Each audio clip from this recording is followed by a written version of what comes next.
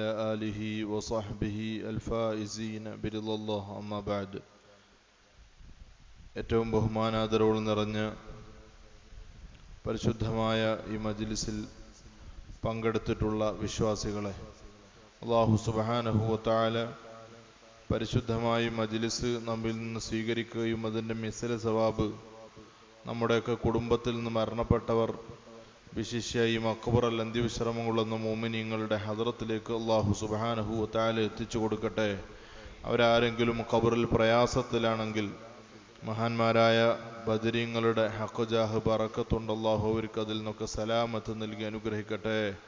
നാളെ നമ്മളും മരണപ്പെടുമ്പോൾ ഈമാൻ സലാമത്തായി മരണപ്പെടാനുള്ള തൗഫീഖ് ഭാഗ്യം അല്ലാഹു നമുക്കൊക്കെ നൽകി അനുഗ്രഹിക്കട്ടെ.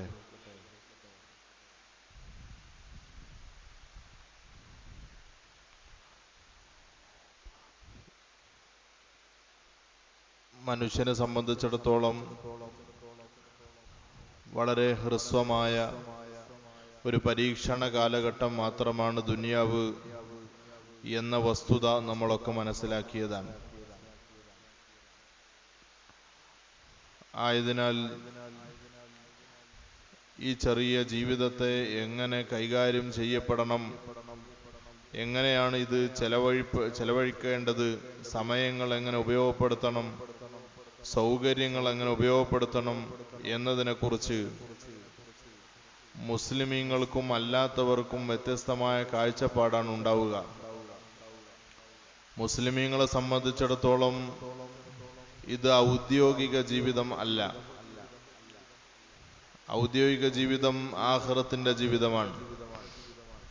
ഇത് അതിനു മുമ്പുള്ള ഒരു പരീക്ഷണ കാലഘട്ടം മാത്രമാണ്. കാഫിരീങ്ങളെ സംബന്ധിച്ചിടത്തോളം, അമുസ്ലിമീങ്ങളെ സംബന്ധിച്ചിടത്തോളം ഇത് തന്നെയാണ് അവർക്കുള്ള ലോകം. ഔദ്യോഗിക ജീവിതം ഇതാണ്.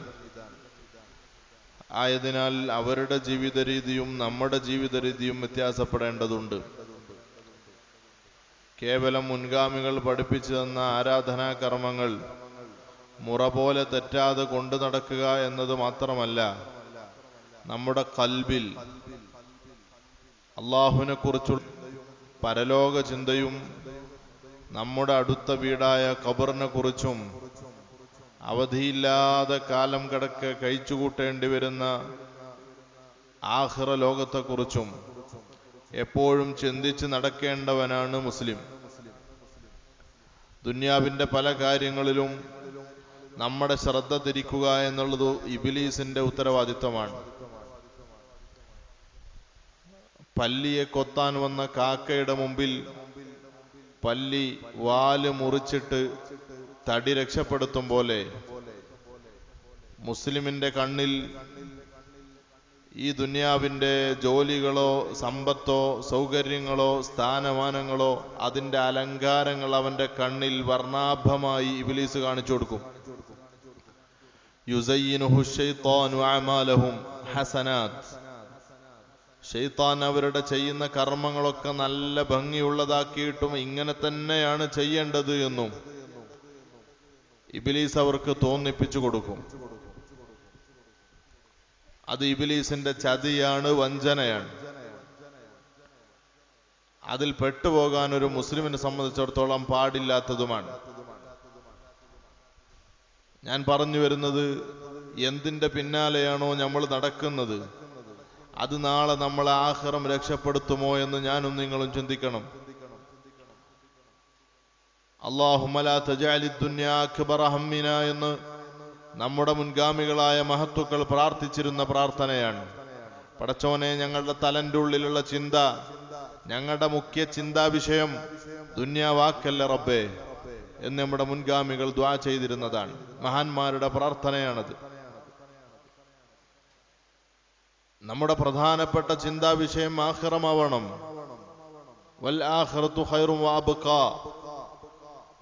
ഈ ദുനിയാവിനെ കുറിച്ച് നമ്മളും കാഫിരീങ്ങളും ഒരുപോലെയാണ് ചിന്തിക്കുന്നത് എന്നൊരവസ്ഥ വരാൻ പാടില്ല. അവർക്ക് ഇത് മാത്രമാണ് ലോകമുള്ളത്, നമുക്ക് മറ്റൊരു ലോകം കൂടെയുണ്ട്. അതുകൊണ്ട് ദുനിയാവിന്റെ ഈ പളപളപ്പിന് പിന്നാലെ, പൊതുസമൂഹത്തിന്റെ ചർച്ചയ്ക്ക് പിന്നാലെ, മാധ്യമങ്ങൾ എവിടേക്കാണോ വിരൽ ചൂണ്ടുന്നത് അതിന്റെ പിന്നാലെ സഞ്ചരിക്കേണ്ടവനല്ല മുസ്ലിം. മുസ്ലിം 1400 കൊല്ലമായി മുസ്ലിമിന്റെ ഖിബില അത് ആഖിറമാണ്. അവിടേക്കായിരിക്കണം ശ്രദ്ധ. മറ്റുള്ള പലതും മുന്നിൽ ചർച്ചയിട്ട് നമ്മുടെ സമയം കൊല്ലാൻ ഇബ്ലീസിന്റെ നേരത്തെയുള്ള തീരുമാനമാണ്. അതിനുവേണ്ടിയാണ് ഇബ്ലീസ് പ്രവർത്തിച്ചുകൊണ്ടിരിക്കുന്നത്. അതുകൊണ്ട് നമ്മുടെ നാവും നമ്മുടെ മനസ്സും നമ്മുടെ ചിന്തയും ഒരു മുസ്ലിം എന്ന നിലക്ക് മറ്റുള്ളവരിൽ നിന്ന് വ്യത്യസ്തമാവണം. എന്തിന്റെ പിന്നാലെയാണോ നമ്മൾ കൂടിയിരിക്കുന്നത്, ഇത് നാളെ നമ്മൾ ആഖിറത്തിൽ രക്ഷപ്പെടുത്തുന്നതായിരിക്കണം. ഓരോരുത്തർക്കും ഓരോ ഹോബിയാണ്, ഓരോരുത്തർക്കും ഓരോ ഇഷ്ടങ്ങളാണ്, താല്പര്യങ്ങളാണ്, വ്യത്യസ്തങ്ങളാണ്. പക്ഷേ നമുക്ക് താല്പര്യമുള്ള വിഷയം എന്തെന്നെ ആയാലും അതുകൊണ്ട് ആഖിറത്തിൽ രക്ഷപ്പെടാൻ പറ്റണം. നമുക്ക് ഇഷ്ടപ്പെടുന്ന വിഷയമായിരിക്കുമല്ലോ നമ്മുടെ ജീവിതത്തിൽ കൂടുതലും നമ്മുടെ പ്രവർത്തനത്തിൽ കാണുക. നമ്മൾ എന്തിനെ ഇഷ്ടപ്പെടുന്നത് അതിനെക്കുറിച്ചുള്ള സംസാരം വർദ്ധിക്കും, അതിന്റെ പ്രവർത്തനങ്ങൾ വർദ്ധിക്കും. നമ്മൾ ഇഷ്ടപ്പെടുന്ന കാര്യങ്ങൾ നമ്മൾ ആഖിറത്തിലേക്ക് എത്തുന്ന രൂപത്തിലായിരിക്കണം. ഇഖ്ലാസ് ഉണ്ടായിരിക്കണം എന്നർത്ഥം. നല്ല നീയത്തുണ്ടായിരിക്കണം, അള്ളാഹുലേക്ക് എത്തിക്കുന്നതായിരിക്കണം. ഭൗതികമായ നേട്ടങ്ങൾക്കോ സൗകര്യങ്ങൾക്കോ ഒന്നും വേണ്ടി നമ്മൾ ആരും പ്രവർത്തിക്കാൻ പാടില്ല. അതുകൊണ്ട് നമ്മൾ പിന്നാലെ കൂടിയിരിക്കുന്നത് എന്താണോ, ചിലർക്ക് കളിയായിരിക്കും, പലർക്കും പലതായിരിക്കും. ചിലർക്ക് പുസ്തകം ഇങ്ങനെ വായിക്കലായിരിക്കും, പേപ്പർ ഇങ്ങനെ വായിക്കുക, ചിലർക്ക് ന്യൂസ് കേൾക്കലായിരിക്കും. ഇങ്ങനെ പലർക്കും പല ഹോബിയാണ്. പക്ഷെ ഇതൊക്കെ അള്ളാഹുവിലേക്ക് എത്തിക്കുന്നതാണോ എന്ന് നമ്മൾ ചിന്തിക്കണം. മഹാനായ തഴവ ഉസ്താദ് അദ്ദേഹത്തിന്റെ ഒരു കവിത ഇങ്ങനെ വായിച്ചപ്പോ അതിൽ പറയുന്നുണ്ട്, 8 മണിക്കൂറിലേറെ ഒരു ദിവസം ഉറങ്ങല്ലേ, 8 മണിക്കൂറിലേറെ ഒരു ദിവസം ഉറങ്ങല്ലേ, അത് തന്നെ ജീവിതത്തിന്റെ 1/3 ആയില്ലേ എന്ന് അദ്ദേഹം ചോദിക്കും. നോക്കൂ, ജീവിതത്തിന്റെ 1/3 എന്ന് പറഞ്ഞാൽ എത്രത്തോളം വരും? അത് നമ്മൾ ഉറങ്ങി തീർക്കുകയാണ്. പോട്ടെ, ബാക്കിയുള്ള 2/3 ഭാഗം അത് നാളെ ആഖിറത്തിൽ വിജയിക്കാൻ പറ്റുന്ന രൂപത്തിലാവണ്ടേ? ആ രൂപത്തിൽ ജീവിക്കാൻ അല്ലാഹു സുബ്ഹാനഹു വ തആല നമുക്കൊക്കെ തൗഫീഖ് നൽകി അനുഗ്രഹിക്കട്ടെ. ഈ ദുനിയാവിന്റെ ലോകത്തെയും ജീവിതത്തെയും സുഖങ്ങളെക്കുറിച്ചും നാളെ നമ്മൾ ചിന്തിക്കുന്ന ഒരു ദിവസം വരും. അവിടെ ചെന്ന് ഏതുപോലെ ആയിരിക്കും നമുക്ക് ആ അനുഭവം ഉണ്ടായിരിക്കുക? മഹ്ശറിൽ ചെന്ന് നിൽക്കുമ്പോ ദുനിയാവിൽ, ഇന്ത്യയിൽ, കേരളത്തിൽ, വാണിയന്നൂരിൽ ഞാൻ ജീവിച്ചത് 2 സെക്കൻഡ് പോലെ എനിക്ക് തോന്നും. സിറാത്തിന്റെ പ്രയാസങ്ങൾ, ചിന്തകൾ മനസ്സിൽ വേവലാതിയോടുകൂടെ സിറാത്തിലേക്ക് കയറാൻ വേണ്ടി നിൽക്കുമ്പോ ദുനിയാവിൽ ഞാൻ 100 കൊല്ലം ജീവിച്ചാലും വാണിയന്നൂരിൽ ഞാൻ 100 കൊല്ലം ജീവിച്ചാലും 2 സെക്കൻഡ് പോലെയാണ് എനിക്ക് തോന്നുക. ഇതിനു വേണ്ടി നമ്മൾ എന്തെല്ലാം ചെയ്തു കൂട്ടുന്നു എന്നൊന്ന് ആലോചിച്ച് നോക്ക്. ഈ ചെറിയ കാര്യത്തിന് വേണ്ടി എന്തെല്ലാം നമ്മൾ നഷ്ടപ്പെടുത്തുന്നു, ആഖിറം നഷ്ടപ്പെടുത്തുന്നു, സംസാരം ശ്രദ്ധിക്കുന്നില്ല, ബാധ്യതകൾ നിറവേറ്റുന്നില്ല, എന്തെല്ലാം പോരായ്മകൾ.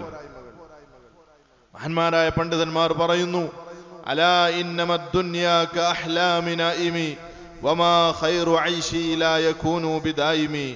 ദുനിയാവ് എന്ന് പറയുന്നത് ഉറങ്ങുന്നവന്റെ സ്വപ്നം പോലെയാണ്. ഉറങ്ങുന്നവൻ കാണുന്ന ഒരു സ്വപ്നം മാത്രമാണത്. എന്റെ ഈ സുഖകരമായ ജീവിതം അത് നിലനിൽക്കുന്നതല്ല. തഅമ്മൽ ഇദാ മാ നിൽത ബിൽ അംസി ലദ്ദതൻ ഫഅഫ്നൈതഹാ ഹൽ അൻത ഇല്ലാ കഹാലിമി. ഇന്നലെ നിനക്കൊരാഗ്രഹമുണ്ടായി, നല്ലൊന്ന് ഭക്ഷണം കഴിക്കണം, സുഭിക്ഷണമായ ഭക്ഷണം കഴിക്കണം. ആഗ്രഹം മൂത്ത് ഭക്ഷണം ഉണ്ടാക്കി കഴിച്ചു, നല്ല സുഖം കിട്ടി. ആ സുഖം അവിടെ തീർന്നുപോയി. ഇന്ന് ഈ മജ്‌ലിസിലിരിക്കുമ്പോ ആ സുഖം നീ അനുഭവിക്കുന്നുണ്ടോ? ഇല്ല. നിനക്ക് തോന്നി ഒന്ന് യാത്ര ചെയ്യണം, നാടൊക്കെ ഒന്ന് ചുറ്റി കാണണം, പ്രകൃതി ഭംഗി ആസ്വദിക്കണം. നീ യാത്ര പോയി, വല്ലാത്ത സുഖമുണ്ടായി. പക്ഷേ ഇന്ന് ഈ സമയത്ത് ആ സുഖമുണ്ടോ? ഇല്ല. രാത്രി ഉറക്കം കഴിഞ്ഞ് രാവിലെ എണീറ്റ് നോക്കുമ്പോ ചെറിയ 1-2 സെക്കൻഡിന്റെ ഉള്ളിൽ ചെറിയ എന്തോ ഒരു സ്വപ്നം കണ്ടതുപോലെ ആയിട്ടാണ് തോന്നുക. സത്യത്തിൽ ആ സ്വപ്നം ചിലപ്പോൾ 1 മണിക്കൂർ നീണ്ടു നിൽക്കുന്ന സ്വപ്നങ്ങളായിരിക്കാം. പക്ഷേ 2 മിനിറ്റ് അല്ലെങ്കിൽ 2 സെക്കൻഡ് മാത്രമേ ഞാൻ സ്വപ്നം കണ്ടു എന്നാണ് തോന്നുക. ആ സ്വപ്നം കാണുന്ന സമയത്ത് അതിന്റെ സുഖം അനുഭവിക്കുന്നുണ്ടാവും. എണീറ്റ ഉടനെ അതെല്ലാം നഷ്ടപ്പെട്ടു പോയി. ആ സുഖങ്ങളൊന്നും ഇപ്പോ കിട്ടുന്നില്ല, അതൊന്നും ഓർമ്മയില്ല. പലപ്പോഴും നിരാശയായി പോവുകയാണ്. ഈ സ്വപ്നം മാത്രമാണ് ദുനിയാവിന്റെ ജീവിതം എന്ന് നമുക്ക് ബോധ്യപ്പെടുന്ന ഒരു സമയമാണ് മഹ്ശർ എന്ന് പറയുന്ന സമയം, ഖബർ എന്ന് പറയുന്ന സമയം. ആ ലോകത്ത് നമ്മൾ ജീവിക്കുമ്പോ ദുനിയാവിലെ എന്റെ ജീവിതം വെറും സ്വപ്നങ്ങളായിരുന്നല്ലോ, അതിനുവേണ്ടി ഞാൻ എന്തെല്ലാം നഷ്ടപ്പെടുത്തി, എന്റെ എത്ര സമ്പത്ത് കളഞ്ഞു. എന്നെ പോലെ സമ്പത്തുള്ള ആളുകളാണല്ലോ മഹ്ശറിൽ അർശിന്റെ തണലിൽ നിൽക്കുന്നത്. ഇടത് കൈ അറിയാതെ വലത് കൈ കൊണ്ട് സദഖ ചെയ്തതിന്റെ പേരിൽ എന്നെ പോലെ സൗകര്യങ്ങൾ ഉണ്ടായിരുന്ന ആളാണല്ലോ അർശിന്റെ തണലിൽ നിൽക്കുന്നത്.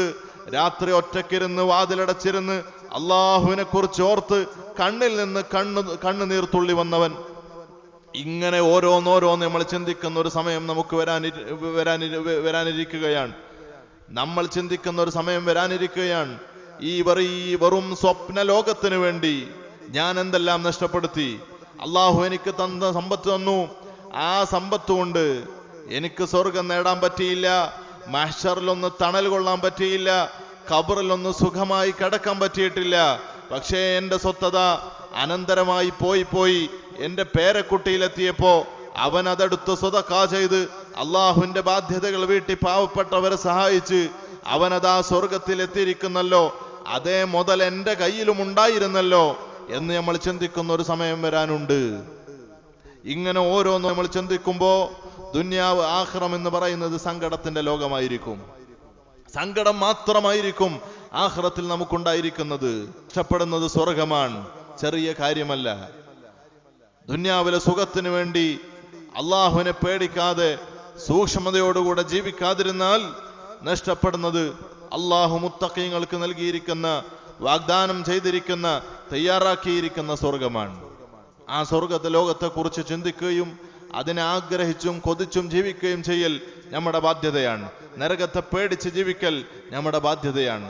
നരകത്തെക്കുറിച്ച് എപ്പോഴും ചിന്തിക്കണം. എന്നിട്ട് വല്ലാതെ പേടി മനസ്സിൽ തോന്നണം. അപ്പോൾ നമ്മുടെ അമലുകൾ അല്ലാഹു സുബ്ഹാനഹു വ തആല പൊരുത്തപ്പെടുന്ന രീതിയിലായി മാറും. എൻ്റെ പ്രിയമുള്ളവരെ, നമ്മളൊക്കെ ഇഷ്ടപ്പെടുന്നത് സമ്പത്തുണ്ടാവാനാണ്. സമ്പത്തുണ്ടാവുമ്പോൾ നമുക്ക് വല്ലാത്ത സന്തോഷമാണ്. എന്നാൽ നിങ്ങൾ ചിന്തിച്ചു നോക്കിയിട്ടുണ്ടോ, അള്ളാഹുവിന്റെ മഹാന്മാരായിരിക്കുന്ന ഔലിയാക്കൾ, കഴിഞ്ഞുപോയ ഒരുപാട് ഉഖ്റവിയായ ഉലമാക്കൾ, അവർക്ക് അള്ളാഹു കൊടുത്ത ദാരിദ്ര്യം കൊണ്ട് സന്തോഷിച്ചവരായിരുന്നു. സമ്പത്തിൽ അവർ സന്തോഷിച്ചില്ല. വഅമ്മാ ബനുദ്ദുന്യാ ഫഫഖ്റുഹുമുൽ ഗിനാ കസഹിരിൻ നദീരിൻ ഫീ ഗദിൻ യൈബസുൻ നദറു. ദുന്യാവിന്റെ ആളുകളെ സംബന്ധിച്ചിടത്തോളം അവർക്ക് സമ്പത്തുണ്ടായാൽ ആ സമ്പത്തിൽ അവർക്ക് വല്ലാത്ത അഭിമാനം തോന്നുന്നതാണ്. അതന്നെയല്ലേ മോമിനീങ്ങളെ നമ്മുടെയൊക്കെ അവസ്ഥ. എന്നാൽ ഈ സമ്പത്ത് വെറും പൂവ് പോലെയാണ്, പുഷ്പം പോലെയാണ്. നാളെ ഒരു വെയിൽ വന്നാൽ ഇതൊക്കെ വാടിപ്പോകുന്നത് മാത്രമാണ്. എന്നാൽ അള്ളാഹുവിന്റെ ഔലിയാക്കൾ, സ്വർഗാവകാശികൾ, അവർ അഭിമാനം കൊള്ളുന്നത് അവരുടെ ദാരിദ്ര്യത്തിലാണ്. ദാരിദ്ര്യം എന്ന് പറഞ്ഞാൽ കൊടിയ ദാരിദ്ര്യമല്ല, അവരുടെ അന്നന്നത്തെ ചെലവുകൾ കഴിഞ്ഞു പോകാൻ ആവശ്യമായ സമ്പത്ത് ഇത് മാത്രം എൻ്റെ കയ്യിൽ മതി എന്ന് ധാർഷ്ട്യമുള്ളവരായിരുന്നു അള്ളാഹുവിന്റെ ഔലിയാക്കൾ. അവർ കാശ് കൊടുത്താൽ എനിക്കത് വേണ്ട, എൻ്റെ അടുത്തുള്ളത് തന്നെ ധാരാളമാണെന്ന് പറഞ്ഞ് തിരിഞ്ഞു പോകുന്നവരായിരുന്നു. കഴിഞ്ഞുപോയ ഒരുപാട് മഹാന്മാരെ ചരിത്രത്തിൽ വായിച്ചിട്ടുണ്ട്. അവരൊക്കെ അവരുടെ ഫഖർ കൊണ്ട് അഭിമാനിക്കുന്നവരായിരുന്നു. അവരുടെ ഫഖർ കൊണ്ട് അഭിമാനിക്കുന്നവരായിരുന്നു. എന്തേ കാരണം? സമ്പത്ത് കുന്നുകൂടിയത് കൊണ്ട് നാളെ ആഖിറത്തിൽ അതിന്റെ കണക്ക് കൊടുക്കണ്ടല്ലോ എന്ന സമാധാനം തന്നെ കിട്ടുന്നത് കൊണ്ട് ഇങ്ങനെ അഡ്ജസ്റ്റ് ചെയ്ത് ജീവിച്ച് എങ്ങനെയെങ്കിലൊക്കെ ഇവിടെ നിന്ന് യാത്ര പോകണം. അതിന്റെ മുമ്പ് ആ യാത്രക്ക് ആവശ്യമായ സാധന സാമഗ്രികൾ സജ്ജീകരിക്കാനാണല്ലോ എൻ്റെ റബ്ബെന്നെ എങ്ങോട്ട് അയച്ചിട്ടുള്ളത് എന്ന രീതിയിൽ ജീവിക്കുന്നവരായിരുന്നല്ലോ നമ്മുടെ മുൻഗാമികൾ. അല്ലാഹു സുബ്ഹാനഹു വ തആല അവരുടെ ബറക്കത്തുകൊണ്ട് നമ്മളെയൊക്കെ സ്വാലിഹ്യങ്ങൾ ഉൾപ്പെടുത്തി അനുഗ്രഹിക്കട്ടെ. ഒരു സമുദായം നന്നാവാൻ ആവശ്യമുള്ളത് 15-ാം നൂറ്റാണ്ടിലാണ് നമ്മൾ ഉള്ളതെങ്കിൽ 14-ാം നൂറ്റാണ്ടിലെ സ്വാലിഹ്യങ്ങളായ അള്ളാഹുവിന്റെ ഔലിയാക്കളെയും മഹാന്മാരെയും അനുസരിച്ചും അനുകരിച്ചും ജീവിക്കലാണ്. ആ നൂറ്റാണ്ട് നന്നാവാൻ ആവശ്യമുള്ളത് 13-ാം നൂറ്റാണ്ടിലെ മഹാന്മാരായ മോമിനീങ്ങളെ അനുധാവനം ചെയ്ത് ജീവിക്കലാണ്. ഓരോ നൂറ്റാണ്ടും അവരുടെ മുൻ നൂറ്റാണ്ടിനെ കണ്ടു പഠിച്ച് ജീവിക്കണം. നമ്മുടെ മുൻകഴിഞ്ഞ ആലിമീങ്ങളെ കുറിച്ച്, മുൻകഴിഞ്ഞ മഹാന്മാരെ കുറിച്ച്, ഔലിയാക്കളെ കുറിച്ച്, സാലിഹ്യങ്ങളെ കുറിച്ച്, സിദ്ദീഖീങ്ങളെ കുറിച്ച് ആലോചിച്ചു നോക്കൂ. അവരുടെ ജീവിതമൊക്കെ എങ്ങനെയായിരുന്നു? വളരെ സൂക്ഷ്മതയോടുകൂടെ അധിക ദിവസങ്ങളും നോമ്പെടുത്തുകൊണ്ട് രാത്രിയിലൊക്കെ ഇരുന്ന് ഖുർആനോദി അള്ളാഹുവിനെ ആലോചിച്ച് കരഞ്ഞുകൊണ്ട് എന്തിനാണ് ഇങ്ങനെ കഷ്ടപ്പെട്ട് ജീവിക്കുന്നത്? ഇത് കഷ്ടപ്പാട് സഹിക്കേണ്ട ഒരു ലോകമായതുകൊണ്ട് തന്നെ ഇന്ന് കുറച്ചൊക്കെ കഷ്ടപ്പെട്ടാലും നാളെ ആഖിറത്തിൽ സ്വർഗം കിട്ടുമെന്ന വിശ്വാസം അതുകൊണ്ട് തന്നെയായിരുന്നല്ലോ അവരിങ്ങനെയൊക്കെ കഷ്ടപ്പെട്ട് പ്രവർത്തിച്ചത്, കഷ്ടപ്പെട്ട് അധ്വാനിച്ചത്, അള്ളാഹുവിന്റെ ദീനിന് വേണ്ടി ഖിദ്മ ചെയ്തത്, ഇൽമിന് വേണ്ടി മുന്നിൽ നിന്നുകൊണ്ട് ഉറക്കമൊഴിച്ച് ആരോഗ്യം നഷ്ടപ്പെടുത്തി ഇൽമിനും ഈ ദീനിനും വേണ്ടി ഖിദ്മത്ത് ചെയ്തത്. അവരൊക്കെ ആഖിറമുണ്ടാക്കുന്നിടത്തായിരുന്നു ശ്രദ്ധ. നമ്മളുടെ ശ്രദ്ധ അത് ദുന്യാവുണ്ടാക്കുന്നതിലേക്കായി മാറിക്കൊണ്ടിരിക്കുന്നു. നമ്മൾ നമ്മുടെ പുതിയ തലമുറക്ക് പഠിപ്പിച്ചു കൊടുക്കുന്നതും മോനെ ദുന്യാവുണ്ടാക്കണമെന്നാണ്. ഇത് നമ്മുടെ മുൻഗാമികൾക്ക് ശീലമില്ലാത്ത ചിട്ടയാണ്, മുൻഗാമികൾക്ക് ശീലമില്ലാത്ത ആചാരമാണ്. അവർ മക്കൾക്ക് പഠിപ്പിച്ചു കൊടുത്തിരുന്നത് മോനെ അള്ളാഹുവിനെ പേടിച്ച് ജീവിക്കണമെന്നാണ്. നീ എവിടെ പോയാൽ US പോയാലും UK പോയാലും അള്ളാഹുവിനെ പേടിച്ച് ജീവിക്കണം, തഹജ്ജുദ് നിസ്കാരം ഒഴിവാക്കരുത് എന്നായിരുന്നു നമ്മുടെ പഴയകാല ഉമ്മമാര് കുട്ടികൾക്ക് പഠിപ്പിക്കുന്നത്. ഇന്നതിന് പകരം കുട്ടികൾക്ക് പറഞ്ഞു കൊടുക്കുന്നത് ദുന്യാവുണ്ടാക്കണം, വലിയ ജോലി നേടണം എന്നാണ്. അതിനിടയിൽ കുട്ടിയുടെ നിസ്കാരം നഷ്ടപ്പെട്ടു പോകുന്നതും കുട്ടിയുടെ ബാധ്യതകൾ നഷ്ടപ്പെട്ടു പോകുന്നതും സ്കൂളിന്റെ കോമ്പൗണ്ടിൽ പോയി കുട്ടി കാട്ടിക്കൂട്ടുന്ന ഹറാമുകളൊന്നും ഉമ്മ അറിയുന്നില്ല, ഉപ്പ അറിയുന്നില്ല, ചിന്തിക്കുന്നില്ല, അന്വേഷിക്കുന്നില്ല. ഇതുകൊണ്ട് എന്ത് നേട്ടം എന്നതിനെ കുറിച്ച് നമ്മൾ ചിന്തിക്കേണ്ട വിഷയമല്ലേ? മുൻകാലക്കാർ എങ്ങനെ നന്നായി അങ്ങനെ തന്നെ മാത്രമേ പിൻകാലക്കാർക്ക് നന്നാവാൻ സാധിക്കൂ എന്നുള്ളത് വളരെ ഒരു വലിയ സത്യമാണ്. അതുകൊണ്ട് നമ്മുടെ മുൻഗാമികളൊക്കെ ജീവിച്ചതുപോലെ നമ്മുടെ ജീവിതം ചിട്ടപ്പെടുത്തേണ്ടതുണ്ട്. അള്ളാഹുവിനെ കുറിച്ച് ചിന്തിക്കേണ്ടതുണ്ട്, ആഖിറ ലോകത്തെ കുറിച്ച് ചിന്തിക്കേണ്ടതുണ്ട്. മുൻഗാമികളായ നമ്മുടെ മഹാന്മാർ അവർ എത്രത്തോളം പ്രയാസം സഹിച്ചുകൊണ്ട് മഹാനായ ബിലാൽ റളിയല്ലാഹു അൻഹു ആ ചുട്ടുപഴുത്ത മണലാരണ്യത്തിൽ വെച്ച് ശരീരത്തിലേക്ക് വലിയ ദണ്ട് കൊണ്ടടിക്കുമ്പോഴും അല്ലാഹു അഹദ് എന്ന് പറഞ്ഞത് ദുന്യാവിൽ എത്ര പ്രയാസം സഹിച്ചാലും നാളെ റബ്ബിന്റെ സ്വർഗം കിട്ടുമെന്ന വിശ്വാസം കൊണ്ടാണ്. ഇല്ലെങ്കിൽ ഒന്ന് തിരിച്ചു പറഞ്ഞാൽ പോരെ, ഞാൻ അള്ളാഹുവിനെ കൊണ്ട് ശിർക്കാക്കുന്നു എന്ന് പറഞ്ഞാൽ തല്ല് നിർത്തുമല്ലോ.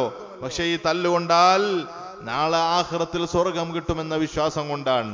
മുൻഗാമികൾ കഠിനാധ്വാനം ചെയ്തത് മുഴുവനും അങ്ങനെയാണ്. ഇവിടെ എത്ര നഷ്ടപ്പെട്ടാലും നാളെ ആഖിറം കിട്ടും, അതാണ് വലുത്. വല്ലാഖിറത്തു ഖൈറും വഅബ്ഖാ. ഈ ആശയം നമ്മൾ ഉൾക്കൊള്ളുകയും നമ്മുടെ മക്കൾക്ക് ഇത് പഠിപ്പിച്ചു കൊടുക്കുകയും ചെയ്യണം. അല്ലാഹു സുബ്ഹാനഹു വ തആല തൗഫീഖ് നൽകി അനുഗ്രഹിക്കട്ടെ. പ്രിയപ്പെട്ട മുഅ്മിനീങ്ങളെ, ഹബീബായ റസൂലുള്ളാഹി സ്വല്ലല്ലാഹു അലൈഹി വസല്ലം ഒരിക്കൽ സഹാബത്തിന്റെ അടുത്ത് വന്ന് ഒരു കാര്യം ചോദിക്കുന്നുണ്ട്. നിങ്ങൾ ആരെങ്കിലും ഇന്നലെ വല്ല സ്വപ്നവും കണ്ടോ എന്നായിരുന്നു റസൂലുള്ളാഹി സ്വല്ലല്ലാഹു അലൈഹി വസല്ലമിന്റെ ചോദ്യം. അങ്ങനെ നല്ല സ്വപ്നങ്ങൾ കണ്ടാൽ അത് പരസ്പരം ചർച്ച ചെയ്യുന്നത് അവരുടെ ഒരു ശീലമായിരുന്നു. എന്തുകൊണ്ട്? സ്വപ്നം യാഥാർത്ഥ്യമാണ്. മഹാന്മാര് കാണുന്ന സ്വപ്നം, സ്വാലിഹീങ്ങളുടെ സ്വപ്നം സത്യമാണ്. അതുകൊണ്ട് സഹാബത്തിനോട് ചോദിക്കാറുണ്ട് പലപ്പോഴും, നിങ്ങൾ ഇന്നലെ വല്ല സ്വപ്നവും കണ്ടോ? ഇല്ല എന്ന് പറഞ്ഞപ്പോ ഹബീബായ റസൂലുള്ളാഹി സ്വല്ലല്ലാഹു അലൈഹി വസല്ലം മുസ്തഫ നബി ഇന്നലെ രാത്രി കണ്ട ഒരു സ്വപ്നം അതിങ്ങനെ പറഞ്ഞു കൊടുക്കുകയാണ്. മഹാനായ ഇമാം ബുഖാരി റളിയല്ലാഹു തആല അൻഹു തന്റെ സ്വഹീഹിൽ ഈ ഹദീസ് വളരെ വിശാലമായി കൊണ്ട് ഉദ്ധരിക്കുന്നതായി കാണാം. ബഹുമാനപ്പെട്ട റസൂലുള്ളാഹി സ്വല്ലല്ലാഹു അലൈഹി വസല്ലം പറയുന്നു, ഇന്നലെ രണ്ട് മലക്കുകൾ എൻ്റെ അടുത്ത് സ്വപ്നത്തിൽ വന്നു. അങ്ങനെ എന്നെ കൊണ്ടവർ പോവുകയാണ് ഏതോ ഒരു ലോകത്തേക്ക്. സ്വപ്നം എന്ന് പറഞ്ഞാൽ നമുക്ക് ഗൈബിയായി കാണാൻ പറ്റാത്ത ലോകത്തെക്കുറിച്ചുള്ള വിവരം കിട്ടാനുള്ള ഒരു മാധ്യമം. അത് ഇന്നത്തെ സോഷ്യൽ മീഡിയ കൊണ്ടൊന്നും സാധിക്കുന്നതല്ല. അത് സാധിക്കുന്നത് ഇത്തരം മഹാന്മാരുടെ സ്വാലിഹീങ്ങളുടെ സ്വപ്നം കൊണ്ടോ ഇൽഹാമു കൊണ്ടോ വഹി കൊണ്ടോ ഒക്കെയാണ്. ഈ സ്വപ്നം റസൂലുള്ളാഹി സ്വല്ലല്ലാഹു അലൈഹി വസല്ലം കണ്ട സ്വപ്നം ഇമാം ബുഖാരി റളിയല്ലാഹു അൻഹു ആണ് വിശദീകരിക്കുന്നത്. മഹാനായ റസൂലുള്ളാഹി സ്വല്ലല്ലാഹു അലൈഹി വസല്ലം ഈ രണ്ട് മലക്കുകളുടെ കൂടെ ഒരു ലോകത്തേക്ക് ചെല്ലുമ്പോൾ അവിടെ കാണുന്ന കാഴ്ച, ഒരു മനുഷ്യൻ ഇങ്ങനെ നിലത്ത് കിടക്കുന്നു. മറ്റൊരാൾ വലിയ പാറക്കല്ലെടുത്ത് അയാളുടെ തല അടിച്ചു പൊട്ടിക്കുകയാണ്. ആ തലയിലേക്ക് വലിയ പാറക്കല്ല് വീഴ്ത്തി തല പൊട്ടിക്കുകയാണ്. തലമ്മക്ക് വീണ പാറക്കല്ല് ഉരുണ്ട് ഒന്നിങ്ങനെ മാറിയാൽ അദ്ദേഹം ആ കല്ലെടുക്കാൻ പോവുകയാണ്. എന്നിട്ട് ഈ മുറിവായ തല, അത് മുറിവ് കൂടാൻ വേണ്ടി ഒന്നിങ്ങനെ കാത്തു നിൽക്കുകയാണ്. ഇത് നരകത്തിലെ ശിക്ഷയാണ് ഈ കാണുന്നത്. നരകത്തിൽ അങ്ങനെയാണല്ലോ, തൂങ്ങി മരിച്ചുകൊണ്ടേയിരിക്കും എന്നാണല്ലോ നമ്മൾ കേട്ടിട്ടുള്ളത്. ആ ശിക്ഷ ഇങ്ങനെ അനുഭവിച്ചുകൊണ്ടേയിരിക്കും. ഉരുകി തോലൊക്കെ പോയി ആകെ അളിഞ്ഞു കഴിഞ്ഞാൽ വീണ്ടും പുനർസൃഷ്ടിക്കപ്പെടും. ശരീരത്തെ പരിപൂർണമായി വീണ്ടും ഈ ശിക്ഷ അനുഭവിച്ചുകൊണ്ടേയിരിക്കുകയാണ്. തല പൊട്ടി ആ തല മുറിവ് കൂടാൻ വേണ്ടി കാത്തിരിക്കുകയാണ്. കൂടിയാൽ വീണ്ടും വന്ന് ഈ കല്ല് തലമിടുകയാണ്. ഇതിങ്ങനെ ആവർത്തിച്ചു കൊണ്ടിരിക്കുന്നു. ബഹുമാൻ റസൂലുള്ളാഹി സ്വല്ലല്ലാഹു അലൈഹി വസല്ലം പടച്ചോനെ എന്താണിത്, സുബ്ഹാനല്ലാഹ് മാ ഹാദാ എന്ന് പറഞ്ഞ് മലായിക്കത്തിനോട് ചോദിക്കുന്നുണ്ട്. അവരപ്പല്ല നിങ്ങൾ പോരൂ എന്ന് മാത്രമാണ് പറയുന്നത്. ഇനിയും കാണാനുണ്ട് എന്ന അർത്ഥത്തിൽ നിങ്ങൾ പോരിന്നാ പറയുന്നത്. അവസാനമാണ് ഇതെന്തായിരുന്നു എന്ന് മലായിക്കത്ത് വിശദീകരിച്ചു കൊടുക്കുന്നത്. ഇതെന്തായിരുന്നു? പരിശുദ്ധമായ ഖുർആൻ. അതിങ്ങനെ ഓതും എന്നല്ലാതെ അതനുസരിച്ച് ജീവിക്കണില്ല. പിന്നീട് മലായിക്കത്ത് വിശദീകരിച്ചു കൊടുത്തു, നിങ്ങൾ കണ്ട ശിക്ഷ അനുഭവിച്ചത് പരിശുദ്ധമായ ഖുർആൻ ഓതും, പക്ഷേ ഖുർആൻ അനുസരിച്ച് ജീവിതമല്ല. ഖുർആൻ അനുസരിച്ച് ജീവിക്കാന്ന് പറഞ്ഞാൽ വാജിബാത്ത്, അള്ളാഹുവിനോടുള്ള ബാധ്യതകൾ, സൃഷ്ടികളോടുള്ള ബാധ്യതകളൊക്കെ വീട്ടുക, തെറ്റുകുറ്റങ്ങളിൽ നിന്ന് പരിപൂർണമായി വിട്ടു നിൽക്കുക. ഈ ജീവിതമല്ല. ഖുർആനൊക്കെ ഓതും, പക്ഷെ ജീവിതത്തിൽ ഖുർആൻ അനുസരിച്ച് ജീവിക്കുന്നില്ല. ഇവനക്ക് കിട്ടുന്ന ശിക്ഷയാണ്. അതുപോലെ ഫർള് നിസ്കാരം ഖളാ ആക്കി നടന്നു പോകുന്നവൻ, തലക്കാണല്ലോ ഉറക്ക് പിടിക്കൽ, അതുകൊണ്ട് തലക്ക് ശിക്ഷിക്കുകയാണ്. ഫർള് നിസ്കാരത്തെ ഖളാ ആക്കി കടന്നുറങ്ങുന്നവന്റെ ശിക്ഷയാണ് കണ്ടത്. മലായിക്കത്ത് വീണ്ടും കൂട്ടിക്കൊണ്ടുപോവാൻ. അങ്ങനെ രണ്ടാമതായി ചെല്ലുന്നു. അവിടെ കാണുന്ന കാഴ്ച, ഒരു മനുഷ്യൻ ഇങ്ങനെ മലർന്നു കിടക്കുന്നു. മറ്റൊരാൾ ഒരു വലിയ ദണ്ട് കൊണ്ടുവന്ന്, കൊളത്തുള്ള ദണ്ട് കൊണ്ടുവന്ന്, കമ്പി കൊണ്ടുവന്ന് അദ്ദേഹത്തിന്റെ മുഖം, രണ്ട് കവിളുകളും ബേക്കോട്ട് വലിച്ചു കീറുകയാണ്. അതുപോലെ അദ്ദേഹത്തിന്റെ മൂക്കിലൂടെ ഈ കമ്പി പ്രവേശിപ്പിച്ച് അതും പെരടിയുടെ ഭാഗത്തേക്ക് വലിച്ചു കീറുകയാണ്. കണ്ണിലൂടെ കമ്പി പ്രവേശിപ്പിച്ച് ബേക്കോട്ട് വലിച്ചു കീറുകയാണ്. ഒരു ഭാഗം ഇങ്ങനെ പരിപൂർണമായി കീറി മുറിച്ചതിന് ശേഷം മറുഭാഗത്തേക്ക് പോയി ഇതുപോലെ ആദ്യം വായയിൽ, പിന്നെ മൂക്കിൽ, പിന്നെ കണ്ണിൽ ഈ കമ്പിയിട്ട് ബേക്കോട്ട് വലിച്ച് കഠിനമായി പ്രയാസപ്പെടുത്തിക്കൊണ്ടിരിക്കുകയാണ്. ഇത് കുറച്ച് കഴിയുമ്പോഴത്തേക്ക് ആ മുറിയൊക്കെ കൂടുന്നു. വീണ്ടും അയാൾക്ക് പഴയ പോലെ ആരോഗ്യം നൽകുന്നു. വീണ്ടും ഈ മലക്ക് വന്ന് ഈ ശിക്ഷ തന്നെ തുടർന്നുകൊണ്ടിരിക്കുകയാണ്. എന്തായിരുന്നു സംഭവിച്ചത്? പിന്നീട് മലായിക്കത്ത് വിശദീകരിച്ചു കൊടുത്തു. ഇവന്റെ സ്വഭാവം രാവിലെ വീട്ടിൽ നിന്ന് ഇറങ്ങും, പിന്നെ അങ്ങാടിയിലൂടെ ഇങ്ങനെ, അല്ലെങ്കിൽ അവന്റെ ജോലി സ്ഥലത്ത് മറ്റു അവിടെ ഇവിടെയൊക്കെ പോയി നുണ പ്രചരിപ്പിക്കുന്ന ആളാണ്. ആരെങ്കിലും എന്തെങ്കിലും പറഞ്ഞത് മറ്റവനോട് പോയി പറയും, അത് മറ്റവനോട് പോയി പറയും. അങ്ങനെ ഹത്താ യബ്ലുഗുൽ ആഫാഖ്, ചക്രവാളങ്ങളിൽ മുഴുവൻ അവന്റെ ഈ നുണ എത്തുന്നത് വരെ നുണ പറഞ്ഞുകൊണ്ടിരിക്കുന്നത്. അങ്ങനെ നുണ പറയുന്നവന്റെ ശിക്ഷയാണ് ഇപ്പൊ ഈ കണ്ടത്. അവന്റെ കണ്ണും മൂക്കും മുഖവും ഒക്കെ ആകെ കീറിപ്പൊളിക്കുന്ന ഒരവസ്ഥ. നമ്മൾ വളരെ സൂക്ഷിക്കേണ്ട ഒരു കാര്യമാണ് ഈ പറയുന്നത്. നമ്മളിങ്ങനെ ഇന്ന് പറഞ്ഞെടുക്കാൻ ആർക്കും സമയമില്ലാത്തതുകൊണ്ട് മൊബൈലില് കാണുന്ന മെസ്സേജുകളും കിട്ടുന്ന മെസ്സേജുകളും ഒക്കെ ഇങ്ങനെ ഷെയർ ചെയ്ത് പലപ്പോഴും ഏതെങ്കിലും സാധു മനുഷ്യന്റെ അഭിമാനത്തിന് ക്ഷതമേൽക്കുന്ന കാര്യങ്ങളായിരിക്കും അതിൽ പറയുന്നത്. അല്ലെങ്കിൽ വസ്തുതയില്ലാത്ത ആരെങ്കിലുമൊക്കെ പടച്ചുവിട്ട കാര്യങ്ങളായിരിക്കും. അതൊക്കെ ഷെയർ ചെയ്യുന്ന ഒരു ഏർപ്പാട് പൊതുവേ മൊബൈൽ ഫോൺ ഉപയോഗിക്കുന്നവർക്കൊക്കെ കാണാറുണ്ട്. ഇത് നുണ പ്രചരിപ്പിക്കുന്നതിന്റെ കുറ്റം നമ്മളുടെ തലമുക്ക് വരുന്ന ഒരു കാര്യമാണെന്ന് മനസ്സിലാക്കുകയും അങ്ങനെ അനാവശ്യമായ കാര്യങ്ങളൊന്നും ഷെയർ ചെയ്യാതിരിക്കുകയും നമ്മുടെ ബാധ്യതയാണ്, ശ്രദ്ധിക്കേണ്ടതാണ്. ബഹുമാനപ്പെട്ട റസൂലുള്ളാഹി സ്വല്ലല്ലാഹു അലൈഹി വസല്ലം എന്താണ് ഇവർ ഈ ശിക്ഷ അനുഭവിക്കുന്നതെന്ന് മലായിക്കത്തിനോട് ചോദിച്ചു. പറഞ്ഞു കൊടുത്തില്ല. നിങ്ങൾ പോരും എന്ന് പറഞ്ഞ് മൂന്നാമതൊരു സ്ഥലത്തേക്ക് കൊണ്ടുപോവാൻ. അവിടെ ചെന്ന് നോക്കുമ്പോൾ കാണുന്നത് ഒരു വലിയ അടുപ്പാണ്. അടുപ്പ് എന്ന് പറഞ്ഞാൽ മേൽഭാഗത്ത് അടുപ്പിന്റെ രൂപത്തിൽ കാണുന്നു, ഉള്ളിൽ വലിയ വിശാലതയുണ്ട്. അങ്ങനെ അതിൽ ചില ആളുകളെ കാണുന്നു, അവർ വസ്ത്രം ധരിച്ചിട്ടില്ല. അടിയിൽ നിന്ന് വല്ലാത്ത തീ, ഇടക്കിടക്ക് വലിയ തീന്റെ ആളൽ മേലോട്ട് വരുമ്പോ ആ ആളലിൽ ഈ കുഴിയിൽ നിന്ന് അവർ മേലോട്ട് വരികയും ആളൽ കെട്ടുപോകുമ്പോ, തീയുടെ ആളൽ കെട്ടുപോകുമ്പോ അവർ അടിയിലേക്ക് തന്നെ പോവുകയും ചെയ്യുന്നു. ആ സമയത്ത് അവർ വല്ലാതെ നിലവിളിക്കുന്നു, ശബ്ദമുണ്ടാക്കുന്നു. റസൂലുള്ളാഹി സ്വല്ലല്ലാഹു അലൈഹി വസല്ലം പറഞ്ഞു, സുബ്ഹാനല്ലാഹ് മാ ഹാദാ, എന്താണിതെന്ന് ചോദിക്കുന്നുണ്ട്. മലായിക്കത്ത് പറഞ്ഞു കൊടുക്കുന്നില്ല. നിങ്ങൾ പോരൂ എന്ന് പറഞ്ഞ് അടുത്ത സ്ഥലത്തേക്ക് കൊണ്ടുപോവാൻ പറഞ്ഞു കൊടുത്തു. ഫഇന്നഹും അസ്സുനാതു വസ്സവാനി, ഇത് വ്യഭിചാരികളാണ്. വിവസ്ത്രരായി ആ തീക്കുണ്ടാരത്തിൽ കടന്ന് വെന്തരിയുന്നവർ, അവർ വ്യഭിചാരികളാണ്. വ്യഭിചാരകർമ്മം നിർവഹിച്ച ആണുങ്ങളും പെണ്ണുങ്ങളും. വ്യഭിചാരം വർദ്ധിക്കുക എന്നത്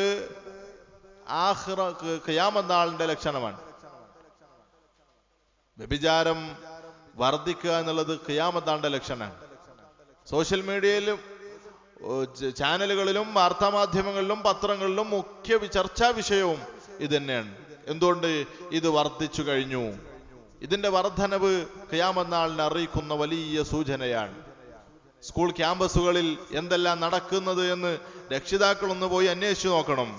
കുട്ടികളെ ഇടക്കൊന്ന് കൗൺസിലിങ്ങിന് കൊണ്ടുപോയി ഒന്ന് അന്വേഷിച്ചു നോക്കണം. ഒരു 10ാം ക്ലാസ് കഴിഞ്ഞ കുട്ടികളെ അപ്പറിയാം എന്ത് നടക്കുന്നു, എന്താണ് നമ്മളെ കുട്ടികൾ അവിടെ പോയി ചെയ്യുന്നത് എന്നൊക്കെ അറിയാം. വ്യഭിചാരികൾക്ക് കിട്ടുന്ന ശിക്ഷയാണ് ഈ പറഞ്ഞത്. വ്യഭിചാരം എന്ന് പറഞ്ഞാൽ കണ്ണുകൊണ്ട് വ്യഭിചാരമുണ്ട്, നാവുകൊണ്ട് വ്യഭിചാരമുണ്ട്. ഹറാമായ നിലക്ക് ഒരു സ്ത്രീ പുരുഷൻ തമ്മിൽ സംസാരിക്കുന്നതും നോക്കുന്നതും ചിന്തിക്കുന്നതും ഒക്കെ വ്യഭിചാരമാണ്. ഇത് വളരെ ഗൗരവത്തിൽ കാണേണ്ട ഒരു വിഷയമാണ്. സ്കൂളുകളിലും ക്യാമ്പസുകളിലും എങ്ങനെയാണ് ആൺകുട്ടികളും പെൺകുട്ടികളും കൂടി ജീവിക്കുന്നത്? അതിനുവേണ്ടി ഗവൺമെന്റ് തന്നെ ഒത്താശ ചെയ്തു കൊടുക്കുകയാണ്. എന്തിന്? ഇസ്ലാമിന്റെ മൂല്യങ്ങൾ ഇവിടുന്ന് ഇല്ലാതാക്കണം. ഈ ധാർമ്മിക ജീവിതം ഇവിടുന്ന് അവസാനിപ്പിക്കണം. കുത്തഴിഞ്ഞൊരു ജീവിതം ഇവിടെ ഉണ്ടാവണം. വളരെ ഗൗരവത്തോടുകൂടെ നമ്മൾ ചിന്തിക്കേണ്ട വിഷയമാണ്. സ്കൂളുകളിൽ എങ്ങനെയാണ് ആൺകുട്ടികളും പെൺകുട്ടികളും ജീവിക്കുന്നത്? ഇതൊക്കെ ഈ വകുപ്പിലേക്കാണ്. നാളെ നരകത്തിൽ വെച്ച് പ്രയാസപ്പെടാനുള്ളവരാണ് നമ്മുടെ മക്കൾ എന്ന് ആലോചിക്കുമ്പോ വേദന തോന്നുന്നില്ലേ എന്റെ പ്രിയപ്പെട്ട രക്ഷിതാക്കളെ? ഗൗരവത്തിൽ ചിന്തിക്കേണ്ട വിഷയമല്ലേ ഇത്? സ്കൂളുകളിലും ക്യാമ്പസുകളിലും എന്തൊക്കെയാണ് നമ്മുടെ കുട്ടികൾ കാട്ടിക്കൂട്ടുന്നത്? എന്തെല്ലാം വേണ്ടാവൃത്തികളാണ് അവിടെ നടന്നുകൊണ്ടിരിക്കുന്നത്? വിവാഹം നേരത്തെ ഒരാണ് പെണ്ണിനെ കണ്ടുവെക്കുകയാണ്, പിന്നെ അവര് സംസാരം തുടങ്ങുകയാണ്, ഫോൺ വിളി തുടങ്ങുകയാണ്. അങ്ങനെ ഒരുപാട് കാലം ആ ബന്ധം നിലനിർത്തിയതിനു ശേഷം കല്യാണം നടക്കുന്നു. ഇതുവഴി എന്താണ് അവിടെ സംഭവിക്കുന്നത്? അവിടെ സംഭവിക്കുന്ന ഒരു വിഷയം, ഒരു നിക്കാഹ് എന്ന് പറയുന്നത് മുബാറക്കായ സുന്നത്തായ ഒരു കർമ്മമാണ്. അതിന്റെ ആരംഭത്തിൽ ബറക്കത്ത് വേണം. തുടക്കത്തിൽ ബറക്കത്തുണ്ടെങ്കിൽ ആരംഭം നന്നായാൽ ആഖിബത്ത് നന്നാവും, അവസാനം നന്നാവും. തുടക്കം തന്നെ ഇങ്ങനെ ഹറാമായ ബന്ധങ്ങളിലാവുമ്പോൾ പിന്നെ ആ ജീവിതത്തിൽ ബറക്കത്ത് കാണില്ല. ഇന്ന് രക്ഷിതാക്കൾ കുട്ടികൾക്ക് പറഞ്ഞു കൊടുക്കുക. ഈ അടുത്തൊരു വല്യമ്മ കുട്ടിയോട് പറഞ്ഞു എന്ന് ഞാൻ കേട്ടു, പറഞ്ഞു എന്ന് പറയുന്നത് കേട്ടു. എന്താ പറഞ്ഞത്? ഇപ്പൊ ചെറുപ്പക്കാർക്കൊന്നും കല്യാണം ശരിയാണല്ലോ, അതുകൊണ്ട് ഇപ്പൊ തന്നെ നോക്കൽ തുടങ്ങിക്കോന്ന് കുട്ടിനോട് പറഞ്ഞു കൊടുക്കുക. പ്രേമിക്കാൻ വേണ്ടി വല്യമ്മ പറഞ്ഞു വിടുകയാണ്. ഹറാമിന് വേണ്ടി മാതാപിതാക്കൾ പ്രോത്സാഹിപ്പിക്കുന്ന ഒരു കാലം. ഇനി ഇത് കഴിഞ്ഞ് എത്ര കഴിഞ്ഞാ ഇനി ഖിയാമത്ത് നാൾ ഉണ്ടാവുക? ഉമ്മയും മാപ്പയും ഹറാമിന് പ്രചോദനം കൊടുക്കുന്ന കാലം, വല്യമ്മയും വല്യപ്പയും ഹറാമിന് പ്രചോദനം കൊടുക്കുന്ന കാലം. ഖിയാമത്ത് നാൾ ഇനിയും ഒരുപാട് വൈകുമെന്നാണോ നമ്മൾ പ്രതീക്ഷിക്കുന്നത്? വേണ്ടാവൃത്തികൾ കുട്ടികൾക്ക് രക്ഷിതാക്കൾ തന്നെ പഠിപ്പിച്ചു കൊടുക്കുന്ന കാലം. അല്ലാഹു സുബ്ഹാനഹു വ തആല നമ്മുടെയും ഈ ഉമ്മത്തെയും കാത്തു രക്ഷിക്കട്ടെ. എന്റെ പ്രിയപ്പെട്ട മുഅ്മിനീങ്ങളെ, ബഹുമാനപ്പെട്ട റസൂലുള്ളാഹി സ്വല്ലല്ലാഹു അലൈഹി വസല്ലമയെ കൂട്ടി മലായികത്ത് അടുത്തൊരു സ്ഥലത്തേക്ക് പോവുകയാണ്. എന്താണ് ആ സ്ഥലത്ത് കാണുന്ന അവസ്ഥ? വളരെ സങ്കടം തോന്നിപ്പിക്കുന്ന രീതിയിൽ ഒരു മനുഷ്യൻ അതാ ഒരു പുഴയിലൂടെ നീന്തുന്നു. നീന്തി നീന്തി വളരെ ക്ഷീണിച്ച് ഒന്ന് കരയണമെന്ന് വിചാരിച്ച് കരയിലെത്തുമ്പോഴത്തേക്ക് കരയിൽ നിന്നൊരു മനുഷ്യൻ അദ്ദേഹത്തിന്റെ വായിലേക്ക് കല്ല് തിരുകി കയറ്റിക്കൊണ്ടിരിക്കുകയാണ്. കല്ല് തിന്നാൻ കൊടുക്കുകയാണ്, നിർബന്ധിപ്പിച്ച് കല്ല് തീറ്റുകയാണ്. അതിൽ പ്രയാസപ്പെട്ട വെള്ളത്തിലേക്ക് ചാടും. അതിൽ നിന്ന് കുഴങ്ങുമ്പോ കരക്കണയാൻ ശ്രമിക്കുമ്പോ വീണ്ടും വായിലേക്ക് കല്ല് കയറ്റിക്കൊണ്ടിരിക്കുകയാണ്. ഈ മനുഷ്യനെ കുറിച്ചും റസൂലുള്ളാഹി സ്വല്ലല്ലാഹു അലൈഹി വസല്ലം ചോദിച്ചപ്പോ പറഞ്ഞു, പിന്നീട് പറഞ്ഞു കൊടുത്തു, ഫഇന്നഹു ആക്കിലുർ റിബ, ഇത് പലിശ തിന്നുന്നവനാണ്. അറിഞ്ഞോ അറിയാതെയും എത്രയോ പലിശ നമ്മൾ കയറ്റുകയാണ്. സാധനങ്ങൾ വാങ്ങുന്നിടത്ത് വരെ പലിശ വളരെ വ്യാപകമായ ഒരു കാലം. ഒരു ഫാന് വാങ്ങുമ്പോൾ പലിശ, ബൾബ് വാങ്ങുമ്പോൾ പലിശ. അത് വളരെ നിസാരമായി നമ്മൾ കാണുകയാണ്. ഇൻസ്റ്റാൾമെന്റ് എന്നൊക്കെ പേരിട്ട് വളരെ നിസാരമായി അതിനെ കാണുകയാണ്. ഇതൊക്കെ പലിശയാണ്. ഇങ്ങനെ പലിശ തിന്നുകൊണ്ടിരിക്കുകയാണ്. പലിശ തിന്നുന്നവന്റെ ശിക്ഷയാണ് സ്വപ്നത്തിലൂടെ ഹബീബായ റസൂലുള്ളാഹി സ്വല്ലല്ലാഹു അലൈഹി വസല്ലം കാണുന്നത്. വീണ്ടും അവിടെ നിന്ന് പോയി അടുത്തൊരു സ്ഥലത്ത് ചെന്നപ്പോ അവിടെ കാണുന്നത് നാറുൻ യഹുഷുഹ, തീ ഇങ്ങനെ കത്തിച്ചു വെച്ചിരിക്കുന്നു. ആ തീ കുണ്ടാരത്തിന് ചുറ്റും ഒരു മനുഷ്യൻ എങ്ങനെ നടക്കുന്നുണ്ട്, ആ മനുഷ്യനെ കണ്ടാൽ തന്നെ പേടി തോന്നുന്ന രൂപത്തിൽ, കണ്ടാൽ തന്നെ ആകെ പേടി തോന്നുന്ന രൂപത്തിൽ ഉള്ള ഒരു മനുഷ്യൻ. തീ ഇങ്ങനെ എവിടെയാണോ കുറവുള്ളത് എവിടെയാണ് അവിടെ ഒന്നുകൂടി പോയി കത്തിക്കുക. ഇത് മഹാനായ മാലിക് അലൈഹി സ്വലാത്തു വസ്സലാമാണ്. മാലിക് അലൈഹി സ്വലാത്തു വസ്സലാമിന്റെ രൂപമാണ് കണ്ടാൽ തന്നെ പേടി തോന്നുന്ന ഒരു രൂപം. അത് അദ്ദേഹം മോശക്കാരനായതുകൊണ്ടല്ല, അള്ളാഹുവിന്റെ വലിയ മലക്കാണ്. പക്ഷേ നരകക്കാരെ സുഖിപ്പിക്കാൻ കൂടി നിർത്തിയല്ല, ശിക്ഷിക്കാൻ കൂടി നിർത്തിയതാണ്. അതുകൊണ്ട് അവിടെ സുന്ദരനായ കോമളനായ ചെറുപ്പക്കാരനെ നിർത്തി കഴിഞ്ഞാൽ അവനെ നോക്കുമ്പോഴേലും നരകക്കാർക്ക് ഒരു സമാധാനം ഉണ്ടാവും. ആ സമാധാനം വേണ്ടെന്ന് വിചാരിച്ചിട്ടാണ് മാലിക് അലൈഹിസ്സലാമിന് അള്ളാഹു സുബ്ഹാനഹു തആല കണ്ടാൽ തന്നെ പേടിക്കുന്ന ഒരു രൂപം കൊടുത്തത്. ഇങ്ങനെ ഓരോ കാഴ്ചകൾ, നരകത്തിലെ ശിക്ഷകൾ പറയുമ്പോൾ ഈ ശിക്ഷകളെ കുറിച്ച് പേടിച്ചും ഭയപ്പെട്ടുമാണ് മുസ്ലിമീങ്ങളായ നമ്മളൊക്കെ ജീവിക്കേണ്ടത്. അള്ളാഹു സുബ്ഹാനഹു തആല അതിനൊക്കെയുള്ള തൗഫീഖ് നമുക്കൊക്കെ നൽകി അനുഗ്രഹിക്കട്ടെ. പ്രിയപ്പെട്ട മുഅ്മിനീങ്ങളെ, ഈ അള്ളാഹു സുബ്ഹാനഹു തആല സ്വർഗവും നരകവും തയ്യാറാക്കി വെച്ചിരിക്കുന്നത് എന്തിനാണ് നമുക്കൊക്കെ അറിയാം. സ്വർഗം സുഖിപ്പിക്കാനുള്ളതാണെങ്കിൽ അവിടെ പരമാവധി സുഖമുണ്ടായിരിക്കും. നമ്മൾ ചിന്തിക്കുന്നതിനേക്കാൾ വലിയ സുഖമായിരിക്കും അവിടെ ഉണ്ടായിരിക്കുക. നരകമാണ് ശിക്ഷിക്കാനാണെങ്കിൽ അവിടെ ഒരു രാജാവിനും ശിക്ഷിക്കാൻ കഴിയാത്തത്ര കഠോരമായ ശിക്ഷ അള്ളാഹു സുബ്ഹാനഹു തആലക്ക് നൽകാൻ കഴിയും. അതും നമ്മൾ മനസ്സിലാക്കണം. സ്വർഗമുണ്ടാക്കിയതും അള്ളാഹുവാൻ, നരകമുണ്ടാക്കിയതും അള്ളാഹുവാൻ. രണ്ടിനും അതിൻ്റെതായ കാഠിന്യം കൂടുതലായിരിക്കും. സ്വർഗത്തിൽ സുഖത്തിന് വല്ലാത്ത കാഠിന്യം കൂടുതലായിരിക്കും. സ്വർഗത്തിന്റെ അവസ്ഥകളൊക്കെ ഇങ്ങനെ വിശദീകരിക്കുന്നത് കേട്ട് കഴിഞ്ഞാൽ അത്ഭുതം തോന്നിപ്പോകും. ആ സ്വർഗത്തിന്റെ അവസ്ഥ. അള്ളാഹു സുബ്ഹാനഹു തആല സ്വർഗത്തിലെത്താനും നരകത്തെ സൂക്ഷിച്ച് ജീവിക്കാനും നമുക്കൊക്കെ തൗഫീഖ് നൽകി അനുഗ്രഹിക്കട്ടെ. നരകത്തെ കൊണ്ടുവരുന്ന ഒരവസ്ഥ, മഹ്ശറിൽ നരകത്തെ കൊണ്ടുവരുന്ന ഒരവസ്ഥ ബഹുമാനപ്പെട്ട ഇമാം മുസ്ലിം റളിയല്ലാഹു അൻഹു റിപ്പോർട്ട് ചെയ്ത ഒരു ഹദീസിൽ കാണാം. നരകത്തെ കൊണ്ടുവരുന്നത് യൂത്താ ബി ജഹന്നമ യൗമൈദിൻ ലഹാ 70,000 സിമാം. 70,000 കടിഞ്ഞാണുണ്ട് നരകത്തിന്. ആ 70,000 കടിഞ്ഞാണുമേ ഓരോ കടിഞ്ഞാണിലും 70,000 മലക്കുകൾ പിടിച്ചിട്ടാണ് നരകത്തെ വലിച്ചു കൊണ്ടുവരുന്നത് എന്നാണ്. അഥവാ 490 കോടി മലായിക്കത്ത്, 490 കോടി മലായിക്കത്ത് പിടിച്ചു വലിച്ചിട്ടാണ്. ഒരു മലക്കിന്റെ ശക്തി തന്നെ നമുക്കറിയാം. ജിബ്രീൽ അലൈഹി സ്വലാത്തു വസ്സലാം ഒന്ന് ചിറക് അടിച്ചു കഴിഞ്ഞാൽ ഭൂമിയാകെ തകിടം മറിയും എന്നൊക്കെ നമ്മൾ കേട്ടിട്ടുള്ളതാണ്. മലായിക്കത്ത് 490 കോടി മലായിക്കത്ത് 70,000 കടിഞ്ഞാണുകൾ പിടിച്ചു വലിച്ചിട്ടാണ് നരകത്തെ വലിച്ചു കൊണ്ടുവരുന്നത്. അതിന്റെ ഒരു ഗാംഭീര്യത്തെ കുറിച്ചൊന്ന് ചിന്തിച്ചു നോക്ക്. നരകത്തിലെ ഏറ്റവും ചെറിയ ശിക്ഷ മഹാനായ ഇമാം ബുഖാരി റളിയല്ലാഹു അൻഹു റിപ്പോർട്ട് ചെയ്ത ഹദീസിൽ കാണുന്നു, റസൂലുള്ളാഹി സ്വല്ലല്ലാഹു അലൈഹി വസല്ലം പറഞ്ഞു, ഇന്ന അഹ്വന അഹ്ലിൻ നാരി അദാബൻ യൗമൽ ഖിയാമ. ഏറ്റവും ചെറിയ ശിക്ഷ ലറജുലുൻ, ഒരു മനുഷ്യനാണ് ഏറ്റവും ചെറിയ ശിക്ഷ കിട്ടുന്നവൻ. ആ ശിക്ഷയുടെ ഇനം ഏതാണ്? യൂദഉ ഫീ അഖ്മസി ഖദമൈഹി ജംറതാനി യഗ്ലി മിൻഹുമാ ദിമാഗു. കാലിന്റെ അടിയിൽ നമ്മളിങ്ങനെ നിലത്ത് നിൽക്കുമ്പോ നിലത്ത് തട്ടാത്തൊരു ഭാഗമുണ്ട്, അഹ്മസ്. ആ അഹ്മസിൽ തീക്കനൽ വെച്ചാൽ തലച്ചോറ് തിളക്കുന്ന രൂപത്തിൽ ആ അത്രക്കും കഠോരമായ ശിക്ഷ. ഇതാണ് ഏറ്റവും ചെറുത്. ഇത് കിട്ടുമ്പോൾ മാ യറാ അന്ന അഹദൻ അശദ്ദു മിൻഹു അദാബ, അവൻ വിചാരിക്കുന്നത് നരകത്തിൽ ഏറ്റവും വലിയ ശിക്ഷയാണ് എനിക്ക് കിട്ടിയിരിക്കുന്നത് എന്നാണല്ലോ. ഏറ്റവും വലിയ ശിക്ഷയാണ് എനിക്ക് കിട്ടിയത് എന്നാണ് അവൻ വിചാരിക്കുന്നത്. സത്യത്തിൽ അത് നരകത്തിൽ ഏറ്റവും ചെറിയ ശിക്ഷയാണെന്ന് ഹബീബായ റസൂലുള്ളാഹി സ്വല്ലല്ലാഹു അലൈഹി വസല്ലം നമുക്ക് പഠിപ്പിച്ചു തരികയാണ്. മറ്റൊരു ഹദീസിൽ കാണാം, നരകമതാ ഞെരിയാണി വരെ കത്തിക്കൊണ്ടിരിക്കുന്നു, ചിലരുടെ മുട്ട് വരെ കത്തിക്കൊണ്ടിരിക്കുന്നു, ചിലരുടെ അര വരെ തീ കത്തിക്കൊണ്ടിരിക്കുന്നു, ചിലരുടെ അണ്ണാക്ക് വരെ തീ കത്തിക്കൊണ്ടിരിക്കുന്നു എന്നൊക്കെ ഹബീബായ റസൂലുള്ളാഹി സ്വല്ലല്ലാഹു അലൈഹി വസല്ലം പഠിപ്പിച്ചെന്ന ഈ നരകം എന്ത് വില കൊടുത്തും ഇതിൽ നിന്ന് നമ്മളൊക്കെ രക്ഷപ്പെടേണ്ടതല്ലേ? ഈ ദുന്യാവിന്റെ ഒരു മണിക്കൂറത്തെ സുഖത്തിന് വേണ്ടി നഷ്ടപ്പെടുത്തേണ്ടതാണോ സ്വർഗം? അല്ലെങ്കിൽ പോയി പെടേണ്ടതാണോ നരകം? ചെറിയ സുഖങ്ങൾക്ക് വേണ്ടി, ചെറിയ സൗകര്യങ്ങൾക്ക് വേണ്ടി, ചെറിയ ആസ്വാദനങ്ങൾക്ക് വേണ്ടി നമ്മൾ പോയി പെടേണ്ടതാണോ നരകം? എത്ര ഗൗരവമുള്ള ശിക്ഷകളാണ് അല്ലാഹു സുബ്ഹാനഹു തആല നരകത്തിൽ സംവിധാനിച്ചു വെച്ചിട്ടുള്ളത്. ഒന്ന് ചിന്തിച്ചു നോക്ക് എൻ്റെ പ്രിയപ്പെട്ട മുഅ്മിനീങ്ങളെ. ഒരിക്കൽ ഹബീബായ റസൂലുള്ളാഹി സ്വല്ലല്ലാഹു അലൈഹി വസല്ലം സഹാബത്തിന് ഒന്നിച്ചിങ്ങനെ ഇരിക്കുന്ന സമയത്ത് ഇമാം മുസ്ലിം റിപ്പോർട്ട് ചെയ്യുന്നു, ഒരു വലിയ ശബ്ദം കേൾക്കുകയാണ്. വലിയൊരു ശബ്ദം, എന്തോ ഒരു വലിയ അപാരമായ സഹിക്കാൻ പറ്റാത്ത ശബ്ദം. ഇത് കേട്ടപ്പോ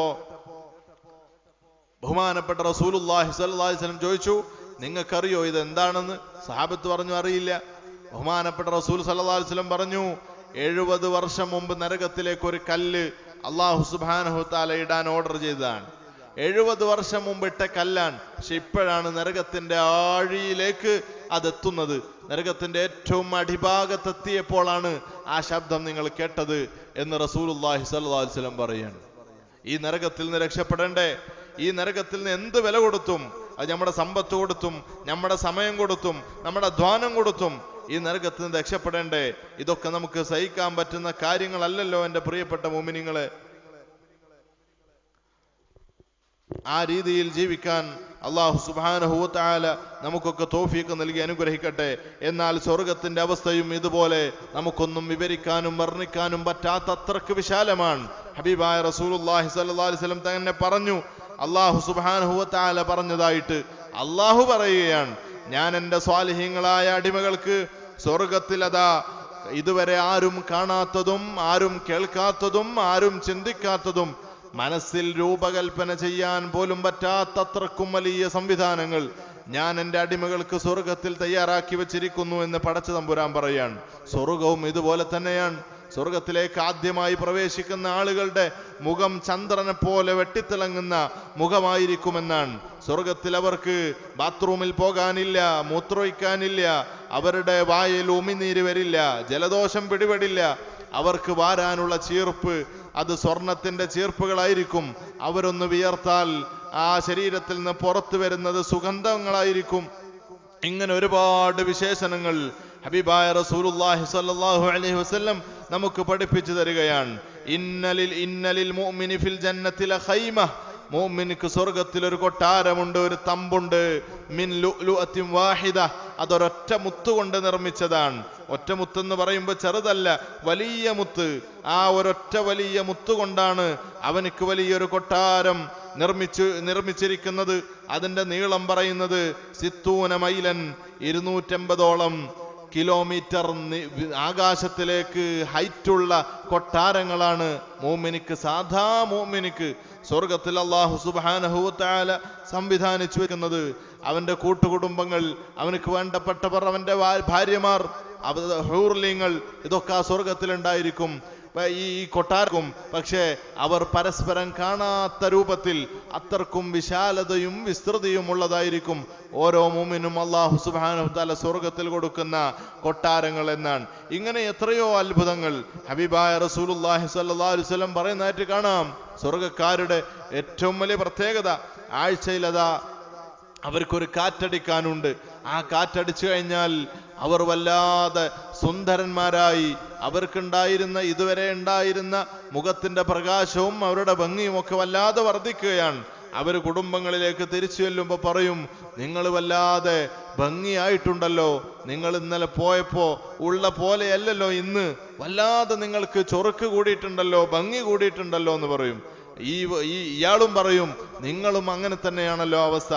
ആഴ്ചയിൽ സ്വർഗത്തിൽ ഒരു കാറ്റടിക്കുമ്പോൾ അവിടെയുള്ള മുഅ്മിനീങ്ങളുടെ ഭംഗി കൂടും എന്ന് ഹബീബായ റസൂലുള്ളാഹി സ്വല്ലല്ലാഹി അലൈഹി വസല്ലം പറയാണ്. പെട്ടെന്നതാ സ്വർഗവാസികൾ അവർക്ക് അല്ലാഹു കൊടുത്തിരിക്കുന്ന ഈ അമ്പരപ്പിൽ അങ്ങനെ അമ്പരപ്പിൽ ഇങ്ങനെ കഴിഞ്ഞുകൊണ്ടിരിക്കുമ്പോഴാണ് അല്ലാഹു സുബ്ഹാനഹു വ തആല ചോദിക്കുന്നത്, ഇനി നിങ്ങൾക്ക് എന്തെങ്കിലും വേണോ? ആ സമയത്ത് സ്വർഗാവകാശികൾ പറയുന്നത്, റബ്ബേ ഇനി എന്ത് കിട്ടാനാണ്? നരകത്തിൽ ഞങ്ങൾ രക്ഷപ്പെട്ടു, നിന്റെ ഏറ്റവും വലിയ സ്വർഗത്തിലെത്തി, ഇനി ഞങ്ങൾക്കൊന്നും കിട്ടാനില്ലല്ലോ എന്ന് പറയുമ്പോഴാണ് അല്ലാഹു സുബ്ഹാനഹു വ തആല കർട്ടൻ ഉയർത്തുന്നത്. അവരുടെ കണ്ണിന്റെ മറ, ആ മറ അല്ലാഹു നീക്കുന്നത്. അല്ലാഹുവിനെ കാണാനുള്ള അവസരം, ഇത്രയും കാലം സുജൂദ് ചെയ്ത് ആരാധന നിർവഹിച്ച ഏകനായ ഈ ലോകത്തിന്റെ സൃഷ്ടാവായ പടച്ച തമ്പുരാനെ കാണുമ്പോ സ്വർഗത്തിന്റെ സർവ്വ സുഖങ്ങളും മറന്ന്, അവിടെ പാലുകളുണ്ട്, നദികളുണ്ട്, പുഴകളുണ്ട്, ഉല്ലാസത്തിന് പലരുമുണ്ട്, എല്ലാം മറന്നുകൊണ്ട് അള്ളാഹുവിലേക്ക് ദൃഷ്ടി പതിപ്പിച്ച് അമ്പരപ്പോടെ നിൽക്കുന്ന വിശ്വാസികളുടെ ചരിത്രം, വിശ്വാസികളെ കഥ ബഹുമാനപ്പെട്ട റസൂലുള്ളാഹി സ്വല്ലല്ലാഹി അലൈഹി വസല്ലം നമുക്ക് വിവരിച്ചു തരികയാണ്. ഇങ്ങനെ എന്തെല്ലാമാണ് അല്ലാഹു സുബ്ഹാനഹു തആല സ്വർഗ്ഗത്തിൽ ഒരുമിച്ച് കൂട്ടിയിരിക്കുന്നത്. ഈ ഒരു ലോകത്തേക്ക് എത്താൻ അള്ളാഹു നമുക്കൊക്കെ തൗഫീഖ് നൽകി അനുഗ്രഹിക്കട്ടെ. നമുക്കൊന്നും സഹിക്കാൻ പറ്റാത്ത നരകത്തിൽ തിന്നാൻ കൊടുക്കുന്ന ഭക്ഷണത്തെ കുറിച്ചൊക്കെ വിശുദ്ധമായ ഖുർആൻ വളരെ വിശാലമായി പറയുന്നുണ്ട്. അത് വളരെ പെട്ടെന്ന് പറഞ്ഞു ചുരുക്കേണ്ട കാര്യങ്ങളല്ല, ദീർഘമായി സംസാരിക്കേണ്ടതാണ്. സഖൂം എന്ന് പറയുന്ന ഭക്ഷണത്തെ കുറിച്ച് ഖുർആൻ പറയുന്നുണ്ട്. ഹമീം എന്ന് പറയുന്ന പാനീയത്തെ കുറിച്ച് ഖുർആൻ പറയുന്നുണ്ട്. അങ്ങനെ ഒരുപാട് നരകത്തിലെ ഭക്ഷണങ്ങളെ സംബന്ധിച്ച് പറയുന്നുണ്ട്. സഖൂം എന്ന് പറഞ്ഞാൽ ദുർഗന്ധം കൊണ്ട് ആ പഴത്തിന്റെ ആ ഒരു മുള്ള് പോലെയുള്ള ഒരു സസ്യമാണത്. അതാണ് അവർക്ക് തിന്നാൻ കൊടുക്കുന്നത്. അതിന്റെ ഒരു പൊട്ട് ദുന്യാവിക്ക് ചാടിയാൽ ആ ദുന്യാവിൽ പിന്നെ മനുഷ്യന് ജീവിക്കാൻ പറ്റൂല എന്നാണ്. കോഴി വേസ്റ്റ് ഒക്കെ കൊണ്ടുപോയിടുന്ന ഒരു സ്ഥലത്ത് ആരും വീട് കയറ്റി താമസിക്കൂലല്ലോ. ദുന്യാവിൽ പിന്നെ താമസിക്കാൻ പറ്റൂല. നരകക്കാർക്ക് കൊടുക്കുന്ന ഒരു ഭക്ഷണത്തിന്റെ ഒരു പൊട്ട് ഭൂമിയിലേക്ക് ചാടിയാൽ എന്നാണ്. ഹമീം എന്ന് പറയുന്ന ഒരു വെള്ളം നരകക്കാർക്ക് കുടിച്ചാൻ കൊടുക്കുമെന്ന് പരിശുദ്ധമായ ഖുർആൻ പറഞ്ഞിട്ടുണ്ട്. എന്താണ്?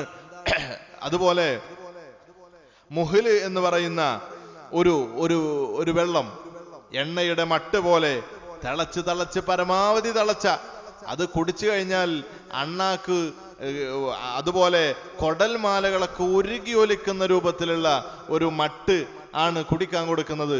മറ്റൊന്ന് ഹമീമാണ്.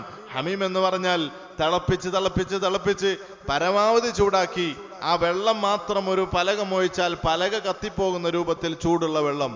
ഇങ്ങനത്തെ സാധനങ്ങളാണ് നരകത്തിൽ കുടിക്കാനുള്ളത്. ഇതിന്റെ നേരെ ഓപ്പോസിറ്റ് സർവ്വസുഖങ്ങളും സ്വർഗത്തിലുമുണ്ട്. അല്ലാഹു സുബ്ഹാനഹു വ തആല അവിടെ എത്താൻ നമുക്കൊക്കെ തൗഫീഖ് നൽകി അനുഗ്രഹിക്കട്ടെ.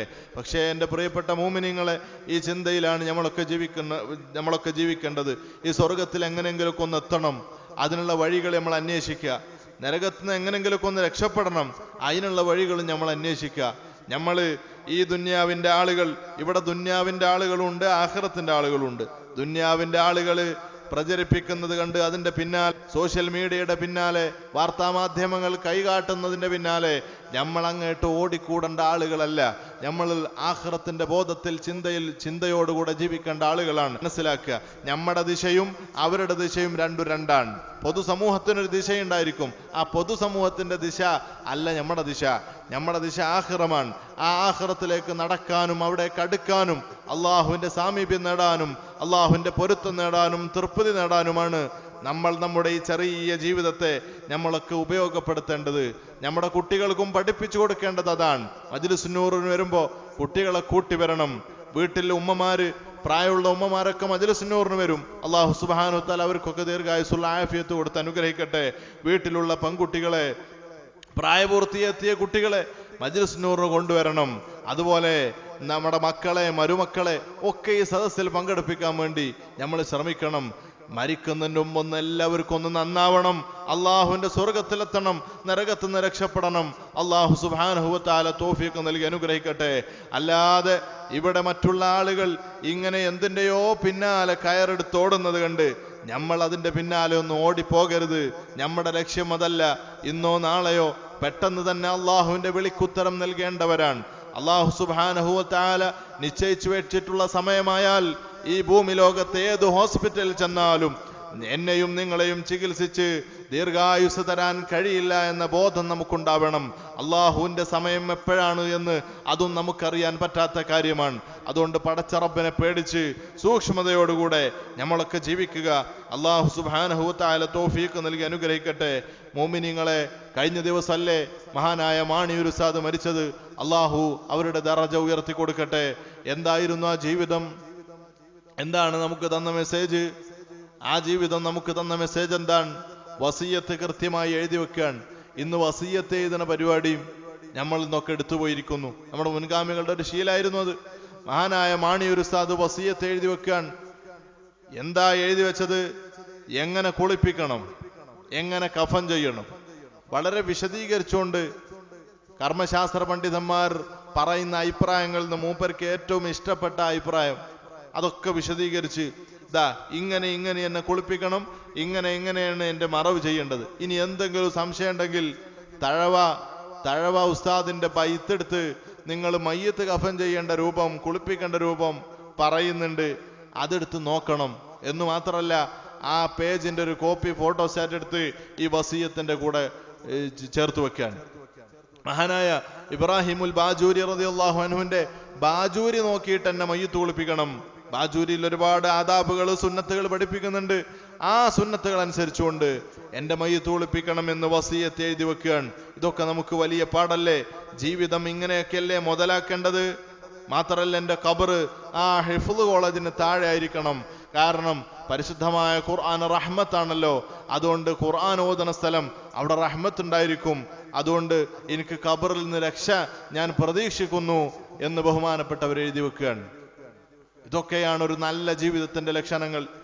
മഹാനായ ഞങ്ങളുടെ കബിയൊന്നരായ ഉസ്താദ് കാപ്പിൽ ഉമർ ഉസ്താദ് വഫാത്തിന്റെ സമയത്ത് തന്റെ ഭാര്യയുടെ അനിയത്തിയുടെ ഭർത്താവിനോട് പറഞ്ഞത്, ഞാൻ മരിച്ചാൽ ഒരുപാട് ദിവസം എനിക്ക് ഖുർആൻ ഓതി തരണം, ഒരുപാട് ദിവസം മൗലൂദ് മോദണം, നീ അത് ഏറ്റോ, നീ അത് ഏറ്റോ, നീ അത് ഏറ്റോ എന്ന് 3 പ്രാവശ്യം അദ്ദേഹം മടക്കി മടക്കി ചോദിക്കുകയാണ്.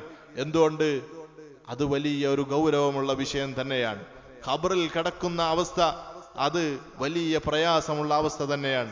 അവിടെ പരിശുദ്ധമായ ഖുർആൻ ഓതി നമ്മുടെ മക്കൾ ഹദീ ചെയ്യുകയാണെങ്കിൽ അത് വല്ലാത്ത സന്തോഷവും സമാധാനവും ഖബറിന്റെ ആ ഇരുട്ടും പ്രയാസങ്ങളിൽ നിന്നൊക്കെയുള്ള ഒരു സലാമത്താണ്. ഇതൊക്കെ നമ്മുടെ മുൻഗാമികൾ മനസ്സിലാക്കുകയും അതിനുവേണ്ടി ജീവിക്കുകയും അവസാനം ഇതൊക്കെ വസിയ്യത്ത് ചെയ്താണ് നല്ല രൂപത്തിലുള്ള മടക്കം. അള്ളാഹു എന്നെ ഇങ്ങോട്ട് പറഞ്ഞയച്ചതിനാണ് എന്ന ബോധം അവർക്കുണ്ടായിരുന്നു. അതുകൊണ്ട് തിരിച്ചു പോകുമ്പോഴും ആ രൂപത്തിൽ അദബുകളൊക്കെ പാലിച്ചുള്ള മടക്കമായിരുന്നല്ലോ അവരുടെയൊക്കെ മടക്കം. നിങ്ങളൊന്ന് ചിന്തിച്ചു നോക്ക്. ജീവിതം നന്നായില്ലെങ്കിൽ എൻ്റെ പ്രിയപ്പെട്ട ഈ 60 കൊല്ലം 70 കൊല്ലം 30 കൊല്ലം 40 കൊല്ലം എന്തിന് അള്ളാ എന്തിന് ഞാൻ നിനക്ക് തന്നു എന്ന് നാളെ റബ്ബ് ചോദിക്കുമ്പോ എന്തു പറയാനാണ് നമ്മൾ? ഞാൻ ഒരുപാട് സമ്പാദിച്ചു, അല്ലെങ്കിൽ കുറച്ച് സമ്പാദിച്ചു, വീടുണ്ടാക്കി, നിസ്കാരത്തിലോ ഇബാദത്തിലോ ദിക്ർ സ്വലാത്തിലൊന്നും വലിയ ശ്രദ്ധയൊന്നും ഉണ്ടായിരുന്നില്ല, എൻ്റെ മക്കളെ ഞാൻ ആ ഭാഗത്തേക്ക് കൊടുത്തിട്ടില്ല, ഓലെ ഞാനിങ്ങനെ ഭൗതികമായി പഠിച്ചോ എന്ന് പറഞ്ഞ് അള്ളാഹുവിനെ കുറിച്ച് ബോധം ഉണ്ടാക്കാതെ, സ്വർഗ നരകം പഠിപ്പിക്കാതെ, ഖബർ പഠിപ്പിക്കാതെ, മഹ്ശർ പഠിപ്പിക്കാതെ അവരങ്ങനെ വിട്ടു. ലാസ്റ്റ് എനിക്കൊന്നുമില്ലാതായി, അവരും കഷ്ടപ്പാടിലായി എന്ന് റബ്ബിനോട് പറയേണ്ട ഒരു അവസ്ഥ നമുക്ക് വന്നു കഴിഞ്ഞാൽ പിന്നെ എന്താണ് ഈ ജീവിതം കൊണ്ട് നമുക്ക് കിട്ടിയ ഗുണം? എന്താണ്? ഇത്രയും സമയം അള്ളാഹു തന്നിട്ട് ആ സ്വർഗം നേടാൻ നമുക്കൊരു ബോധം വരുന്നില്ലെങ്കിൽ ഇനി എന്നാണ് നമ്മളൊക്കെ എൻ്റെ പ്രിയപ്പെട്ട മോമിനിങ്ങളെ രക്ഷപ്പെടുക? മുൻഗാമികളെ ജീവിതം ഒന്ന് കണ്ട് പഠിച്ചു നോക്കൂ നിങ്ങൾ. ഞാൻ ഈ അടുത്താണ് മഹാനായ മക്കയിലെ മുഫ്തിയായിരുന്ന ഷെയ്ഖ് അഹമ്മദ് സൈനി ദഹ്ലാൻ റളിയല്ലാഹു അൻഹു 175 കൊല്ലം മുമ്പ് മക്കയിൽ അവിടെ വലിയ ദർസ് നടത്തിയിരുന്ന ഒരു മഹാൻ, അവിടുത്തെ മുഫ്തിയായിരുന്ന മഹാൻ, മക്കയിൽ ജനിച്ച് മദീനയിൽ തന്റെ വല്യുപ്പാന്റെ ചാരെ ഹബീബായ റസൂലുള്ളാഹി സ്വല്ലല്ലാഹി അലൈഹി വസല്ലമിന്റെ ചാരെ ജന്നത്തുൽ ബഖീൽ അന്ത്യവിശ്രമം കൊള്ളുന്ന മഹാനായ മനുഷ്യൻ. അദ്ദേഹത്തിന്റെ ജീവിതം കേട്ട് ഞാനിങ്ങനെ വായിച്ച് അത്ഭുതപ്പെട്ടു പോയി. ഒരുപാട് നൂറ്റാണ്ടുകൾക്ക് മുമ്പല്ലല്ലോ, 175 കൊല്ലം എന്ന് പറയുമ്പോൾ അടുത്ത കാലത്താണ്. മാത്രമല്ല നമ്മുടെ ഉസ്താദുമാരുടെ പരമ്പരയിൽ 6ാമത്തെ കണ്ണിയുമാണ് ബഹുമാനപ്പെട്ട ഷെയ്ഖ് സൈനി ദഹ്ലാൻ റളിയല്ലാഹു അൻഹു. അദ്ദേഹം മക്കയിൽ മുദരിസായതുകൊണ്ട് തന്നെ ലോകത്തിന്റെ പല ഭാഗങ്ങളിൽ നിന്ന് ആളുകൾ ഹജ്ജിന് വരുമ്പോൾ അവിടെ ഓതി താമസിച്ച് പിന്നെ അവിടെ അദ്ദേഹത്തിന്റെ അടുത്ത് കിതാബൊക്കെ ഓതിയിട്ടാണ് പഴയ ആലിമീങ്ങളൊക്കെ തിരിച്ചു വരിക. കേരളത്തിൽ പോലും അദ്ദേഹത്തിന് 10ഓളം ആലിമീങ്ങൾ, വലിയ വലിയ തലയെടുപ്പുള്ള ആലിമീങ്ങൾ, അദ്ദേഹത്തിന്റെ ശിഷ്യന്മാർ കേരളത്തിൽ തന്നെയുണ്ട്. ലോകത്തിന്റെ വിവിധ ഭാഗങ്ങളിൽ ഒരുപാട് ശിഷ്യന്മാരുള്ള മഹാനായൊരു മനുഷ്യൻ. അദ്ദേഹത്തിന്റെ ജീവിതം ഇങ്ങനെ വായിച്ചു നോക്കുമ്പോൾ അത്ഭുതപ്പെട്ടു പോയി. വളരെ കുറഞ്ഞ ഭക്ഷണം കഴിക്കും, കുറഞ്ഞ ഭക്ഷണം, കുറഞ്ഞ സമയം ഉറക്കം, ബാക്കി കൂടുതൽ സമയവും ഇബാദത്ത് തന്നെ. ചിലപ്പോഴൊക്കെ ഒരു നേരം, ചില കാലങ്ങളിൽ ഒറ്റ നേരം മാത്രമായിരുന്നു അദ്ദേഹം ഭക്ഷണം കഴിച്ചിരുന്നത് എന്നാണ്. രാത്രി 2 മണിക്കൂർ മാത്രം ഉറങ്ങും. അത് കഴിഞ്ഞാൽ പിന്നീട് ഇബാദത്തുകൾ തന്നെയാണ്. സുബഹി നിസ്കാരം കഴിഞ്ഞ ഉടനെ പോകും. മസ്ജിദുൽ ഹറാമിലാണല്ലോ ദർസ് നടത്തുന്നത്. നേരെ തവാഫിന് പോകും. തവാഫ് കഴിഞ്ഞിട്ട് എല്ലാ ദിവസവും തവാഫ് ചെയ്യും. ആ മനുഷ്യനൊക്കെ അള്ളാഹുവിന്റെ അടുക്കൽ കിട്ടുന്ന സ്ഥാനത്തിനെന്ന് ആലോചിച്ച് നോക്ക്. അള്ളാഹു സുബ്ഹാനഹു വ തആല അവരെ ബറക്കത്തുകൊണ്ട് നമ്മളൊക്കെ നന്നാക്കി തരട്ടെ. ഈ തവാഫ് കഴിഞ്ഞാൽ പിന്നെ അതാ പണ്ഡിത വിദ്യാർത്ഥികൾക്ക്, ആലിമീങ്ങൾക്ക്, ചെറിയ മുതാലിമീങ്ങൾക്കല്ല, വലിയ ആലിമീങ്ങൾക്ക് തഫ്സീറിന്റെ ക്ലാസ് എടുത്തു കൊടുക്കുകയാണ്, ദർസ് എടുത്തു കൊടുക്കുക. പിന്നെ ഫിഖ്ഹിന്റെ ക്ലാസ്സാ. അത് കഴിഞ്ഞാൽ ദുഹ നിസ്കരിക്കുകയാണ്. ആ ദുഹ നിസ്കാരം കഴിഞ്ഞാൽ വീട്ടിലേക്ക് പോവുകയാണ്. വീട്ടിലേക്ക് പോയി കൈലൂലത്തിന്റെ ഒരു ഉറക്കം, ചെറിയൊരു ഉറക്കം. അത് കഴിഞ്ഞ് ദുഹർ ബാങ്കിന്റെ സമയമാകുമ്പോൾ വീണ്ടും പള്ളിയിലേക്ക് തന്നെ തിരിച്ചു വരുന്നു. അതിൻ്റെ ഇടയിൽ വീട്ടിൽ വെച്ച് ഗ്രന്ഥരചന കൂടി നടക്കും. തന്റെ ജീവിതത്തിൽ 50ഓളം കിതാബുകൾ അദ്ദേഹം എഴുതിയിട്ടുണ്ട്. ഈ ദുഹാ നിസ്കാരം കഴിഞ്ഞ് ഉറക്കം കഴിഞ്ഞ് പിന്നെ കുറച്ച് കിതാബ് എഴുതിണ്ടാക്കി ദുഹർ നിസ്കാരാകുമ്പോഴത്തേക്ക് കാബന്റെ അവിടെ മസ്ജിദുൽ ഹറാമിൽ അവിടെ എത്തും. പിന്നെ നിസ്കാരങ്ങളൊക്കെ കഴിഞ്ഞ് വീണ്ടും ക്ലാസ്സുകളാണ്. ബലാഗയുടെ ക്ലാസ്, ഉസൂലുൽ ഫിഖിന്റെ ക്ലാസ്, ഹദീസിന്റെ ക്ലാസ്, ഇങ്ങനെ ഒരുപാട് ദർസുകളാണ്. ആ ദർസുകളൊക്കെ കഴിഞ്ഞ് മഗ്രിബ് ആയി കഴിഞ്ഞാൽ മഗ്രിബ് മുതൽ ഇശാ വരെ അദ്ദേഹം തന്റെ ഔറാദുകൾ, അദ്ദേഹത്തിന്റെ മശായിഖന്മാർ ഇങ്ങനെ കൊടുത്തു വന്നു വരുന്ന അദ്ദേഹത്തിന്റെ ഔറാദുകൾ ചൊല്ലിപ്പറഞ്ഞ് ഖുർആൻ ഓതിക്കൊണ്ടിരിക്കുകയാണ്. ഇശ നിസ്കാരം ജമാഅത്തായി കഴിഞ്ഞാൽ പിന്നെ അദ്ദേഹം ഹദ്ദാദ് ഓതി കഴിഞ്ഞാൽ വീട്ടിലേക്ക് പോകും. ഇതൊക്കെ ഈ ജീവിതം ഇങ്ങനെയാണ് ജീവിക്കേണ്ടത്. എല്ലാ മുസ്ലിമും ഇങ്ങനെ തന്നെ ജീവിക്കേണ്ടത്. പക്ഷേ ഇതിനുള്ള തൗഫീഖ് അല്ലാഹു സുബ്ഹാനഹു വ തആല ഇത്തരത്തിൽ ചില മഹാന്മാർക്ക് മാത്രമാണ്, ചില ഉഖ്റവിയായ ആലിമീങ്ങൾക്ക് മാത്രമാണ് അല്ലാഹു സുബ്ഹാനഹു വ തആല കൊടുത്തിട്ടുള്ളതെന്നാണ്. പരിശുദ്ധമായ റമളാനായി കഴിഞ്ഞാൽ ഹറമിൽ തന്നെയാണ്, മസ്ജിദുൽ ഹറാമിൽ തന്നെയാണ് ചാരത്തിങ്ങനെ ചുറ്റിപ്പറ്റി നിൽക്കും. അള്ളാഹുവിന്റെ റഹ്മത്തും പ്രതീക്ഷിച്ച് വീട്ടിലേക്ക് പോകാറില്ല. ഭക്ഷണം അവിടെ കൊണ്ടുവന്നു കൊടുക്കുകയാണ്. ബാബു സലാമിന്റെ അവിടെ നിന്ന് അള്ളാഹുവിനോട് പൊട്ടി കരഞ്ഞ് ഏകാന്തനായി അവിടെ നിന്ന് ഇങ്ങനെ ഇബാദത്ത് ചെയ്യുന്ന വലിയ മഹാനായ മനുഷ്യൻ, നമ്മുടെയൊക്കെ ഉസ്താദുമാരിലെ 6ാമത്തെ ഗുരുവര്യരാണ് മഹാനായ ഷെയ്ഖ് സൈനി ദഹ്ലാൻ റളിയല്ലാഹു അൻഹു. അള്ളാഹു അവരുടെ ജീവിതം കൊണ്ട്, അവരുടെ ബറക്കത്തുകൊണ്ട് നമ്മുടെയൊക്കെ ജീവിതം ആ ഒരു വഴിക്ക് സ്വർഗത്തെ ലക്ഷ്യമാക്കി നരകത്തു നിന്ന് മാറി നിൽക്കുന്ന രൂപത്തിൽ ജീവിക്കാനുള്ള തൗഫീഖ് അള്ളാഹു നമുക്കൊക്കെ നൽകി അനുഗ്രഹിക്കട്ടെ. വളരെ മോശപ്പെട്ട ഈ കാലത്ത് ഒരു മുസ്ലിം, ഒരു മൂമിൻ അനുഭവിക്കേണ്ട യാതനകളെ കുറിച്ച് ഒന്ന് ചിന്തിച്ചു നോക്ക്. ഒരു ഭാഗത്ത് ഇസ്ലാമിന്റെ ശത്രുക്കളുടെ ശല്യം, മറ്റൊരു ഭാഗത്ത് നിരീശ്വരവാദികളുടെ ശല്യം എന്നത് വല്ലാതെ കൂടിയിരിക്കുന്നു. ഇഷ്ടംപോലെ ആളുകളുടെ ഈമാൻ പോയിക്കൊണ്ടിരിക്കുന്നു. അള്ളാഹു സുബ്ഹാനഹു വ തആല നമ്മളെ മക്കളെയൊക്കെ കാത്തു രക്ഷിക്കട്ടെ. എന്തേ ഈ മൊബൈൽ ഫോൺ ഇങ്ങനെ ഉപയോഗിച്ച് ആരെന്ത് പറയുന്നതും ഇങ്ങനെ പ്രസംഗം കേട്ട് കുത്തിരിക്കുമ്പോൾ അത് പറയുന്നത് ചിലപ്പോൾ ഈമാനില്ലാത്ത നിരീശ്വരവാദിയായിരിക്കും. നമ്മുടെ ഈമാനിനെ അത് ബാധിക്കും. എത്രയോ ആളുകളുടെ ഈമാൻ പോയി. ആഖിർ സമാനാകുമ്പോൾ ഈമാൻ പോകും എന്നുള്ളതും സത്യമാണ്. അത് സോഷ്യൽ മീഡിയയും ഈ യൂട്യൂബും വഴിയായി എന്ന് മാത്രം.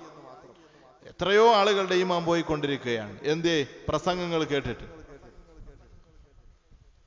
മറ്റൊരു ഭാഗത്ത് കള്ളത്തൊരീഖത്തുകൾ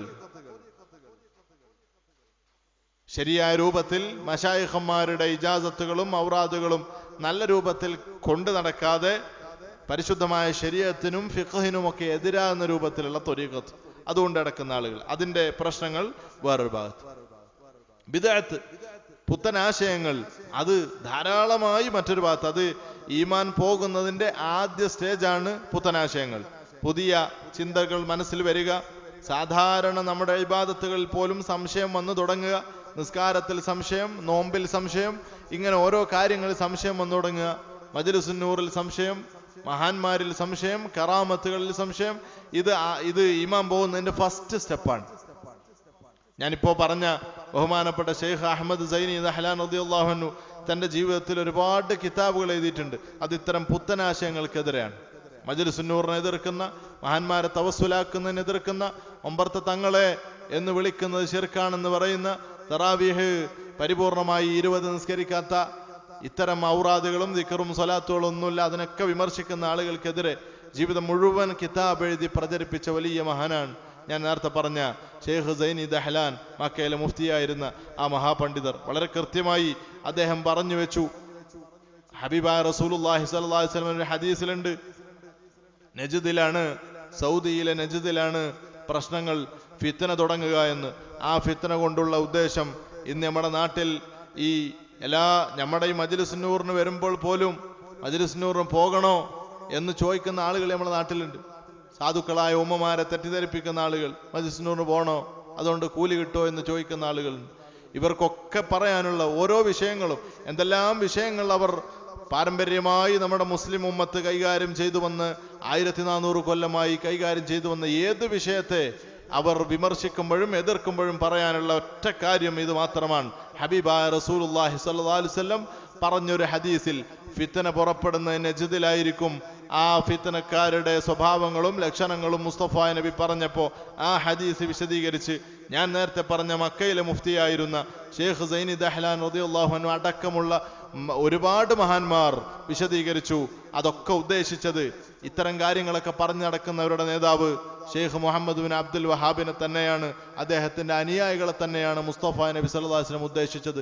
യമനിലെ മുഫ്തിയായിരുന്ന മഹാന്മാരായ പണ്ഡിതന്മാരൊക്കെ പറഞ്ഞു, ഇത്തരക്കാര് പലതും ചെയ്യണ്ട, അത് ശരിയല്ല, ഇത് ശിർക്കാണ്, അത് ശിർക്കാണെന്ന് പറയുമ്പോൾ അതിനൊന്നും മറുപടി പറയാൻ പോണ്ട, ഒറ്റ കാര്യം ശ്രദ്ധിച്ചാൽ മതി, മുസ്തഫ നബി സല്ലല്ലാഹു അലൈഹി വസല്ലം തന്നെ ഇവർ പേച്ചവരാണ് എന്ന് ഹദീസിലൂടെ നമുക്ക് വ്യക്തമാക്കി തന്നതാണെന്ന് യമനിലെ മുഫ്തിമാർ നമുക്ക് വിവരിച്ചു തരികയാണ്.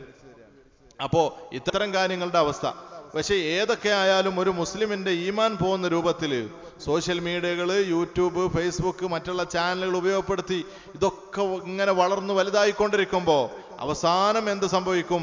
ഇവിടുന്ന് ഈമാൻ ഇല്ലാതായി പോവും, അള്ളാഹുവിനെ പേടിച്ച് ജീവിക്കുന്നവരില്ലാതായി പോവും, റസൂലുള്ളാഹിനോട് ബന്ധമുള്ള സ്വലാത്ത് എല്ലുന്ന ദാക്കിറായ ലിസാനുള്ള ഷാക്കിറായ ഖൽബുള്ള നല്ല മോമിനിയങ്ങൾ ഇവിടുന്ന് ഇല്ലാതാവും.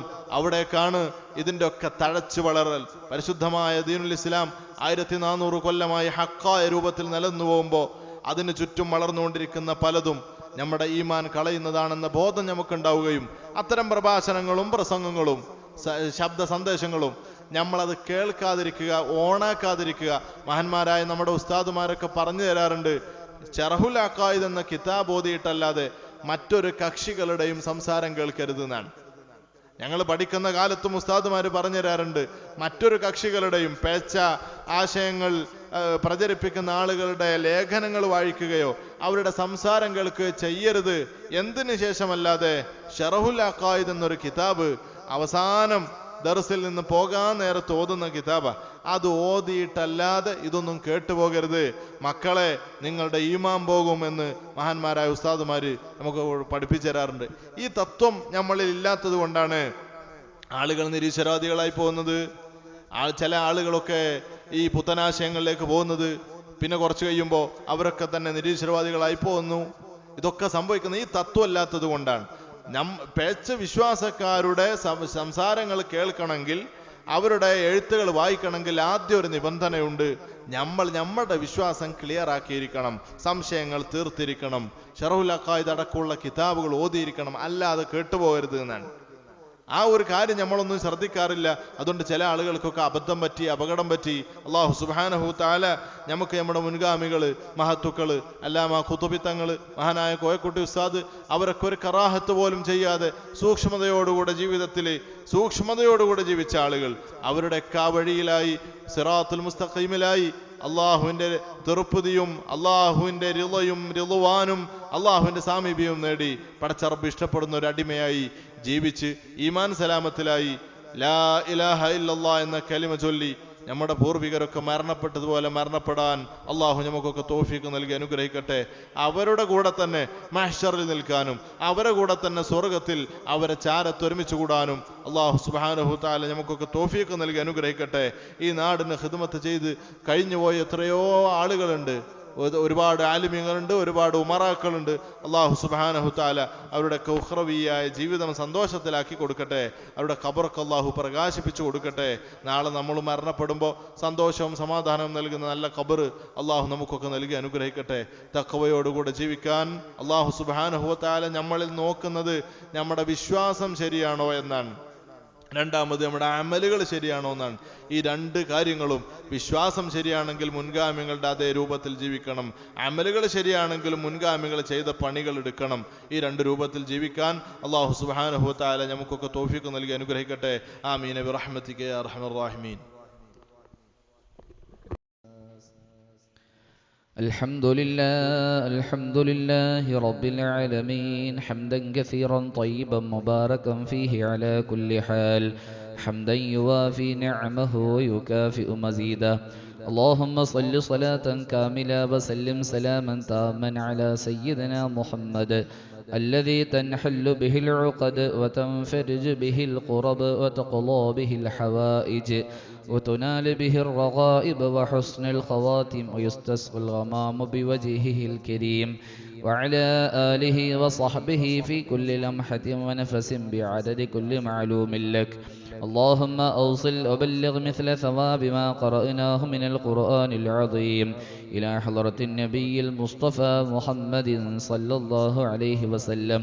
റഹ്മാൻ റഹീമായ രാജ സയ്യിദായ അൽ മലിക്കുൽ ജബ്ബാറായ രാജാതിരാജനായ തമ്പുരാനെ, ഞങ്ങളുടെ മജ്ലിസ് കബൂലാക്കണേ റഹ്മാനെ. ഞങ്ങൾ ഈ മജ്ലിസിൽ വെച്ച് ചൊല്ലിയതും പറഞ്ഞതും പാരായണം ചെയ്തതും കബൂലാക്കണേ റഹ്മാനെ. പരിശുദ്ധ ഇൽമിൻ്റെ മജ്ലിസ് കബൂലാക്കണേ റഹ്മാനെ. ഈ മജ്ലിസിൻ്റെ ഞങ്ങൾ ഓതിയതിൻ്റെ, ഞങ്ങൾ കേട്ടതിൻ്റെ, പറഞ്ഞതിൻ്റെ മിസ്ലി സവാബിന് ഹബീബായ റസൂലുള്ളാഹി സ്വല്ലല്ലാഹു അലൈഹി വസല്ലമ തങ്ങളുടെ റൗളയിലേക്ക് എത്തിക്കണേ അല്ലാഹ്. മുഴുവൻ അമ്പിയാക്കൾ, ഔലിയാക്കൾ, സാലിഹീങ്ങൾ, സിദ്ദീഖീങ്ങൾ, മശായിഖന്മാർ, മുൻകഴിഞ്ഞു പോയ മുഴുവൻ ഔലിയാക്കളുടെയും ഹളറത്തിലേക്ക് എത്തിക്കണേ റഹ്മാനെ.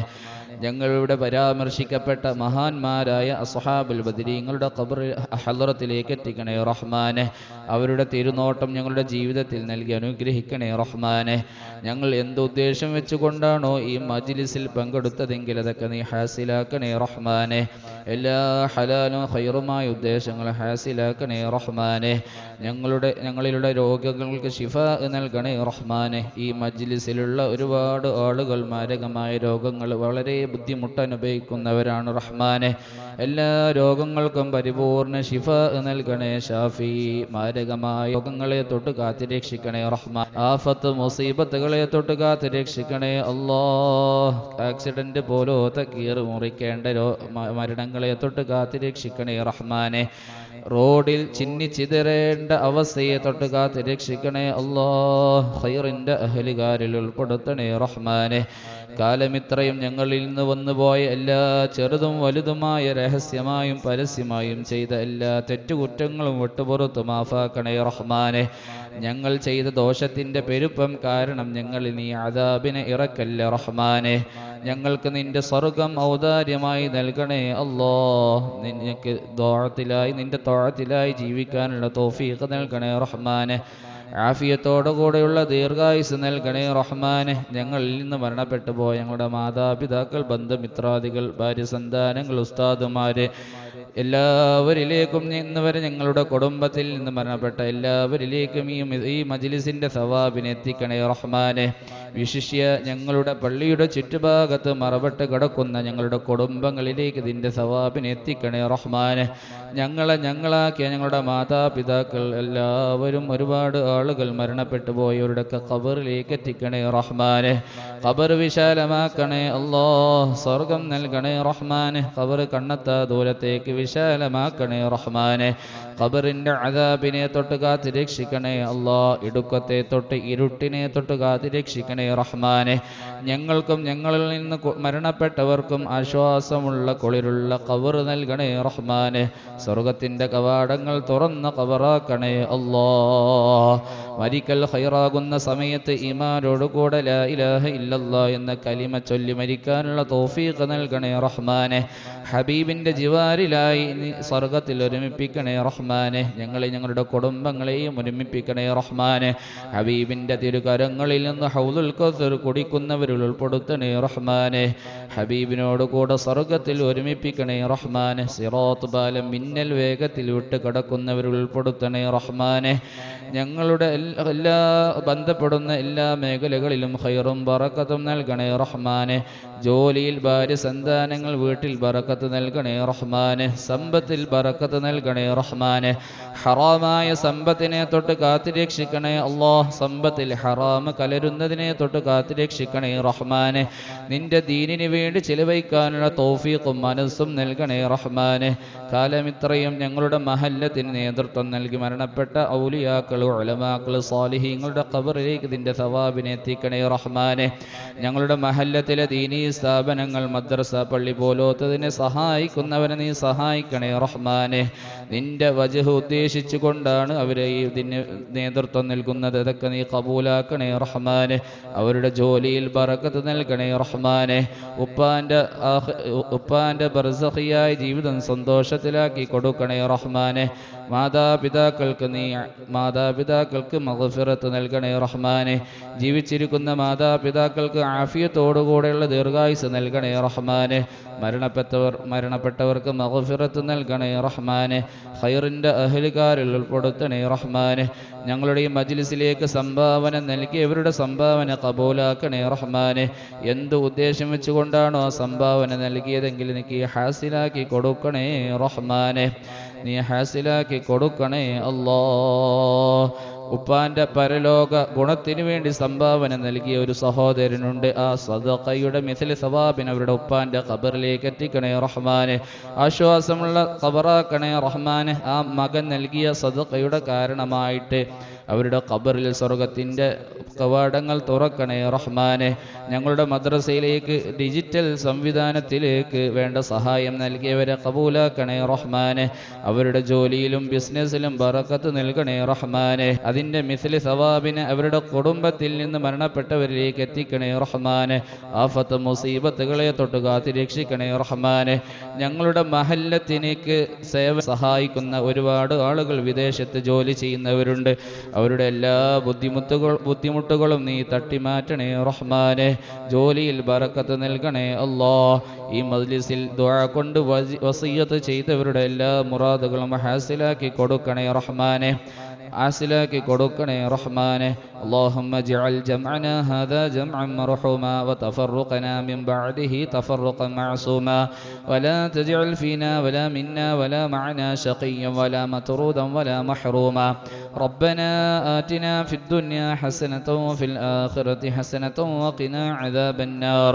ربنا تقبل منا إنك أنت السميع العليم وتب علينا إنك أنت التواب الرحيم.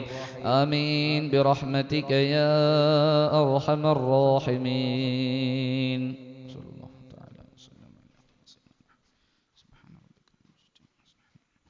بفضل صلى الله على محمد صلى الله عليه وسلم. صلى الله على محمد صلى الله عليه وسلم. اللهم صل على محمد يا رب صل عليه وسلم.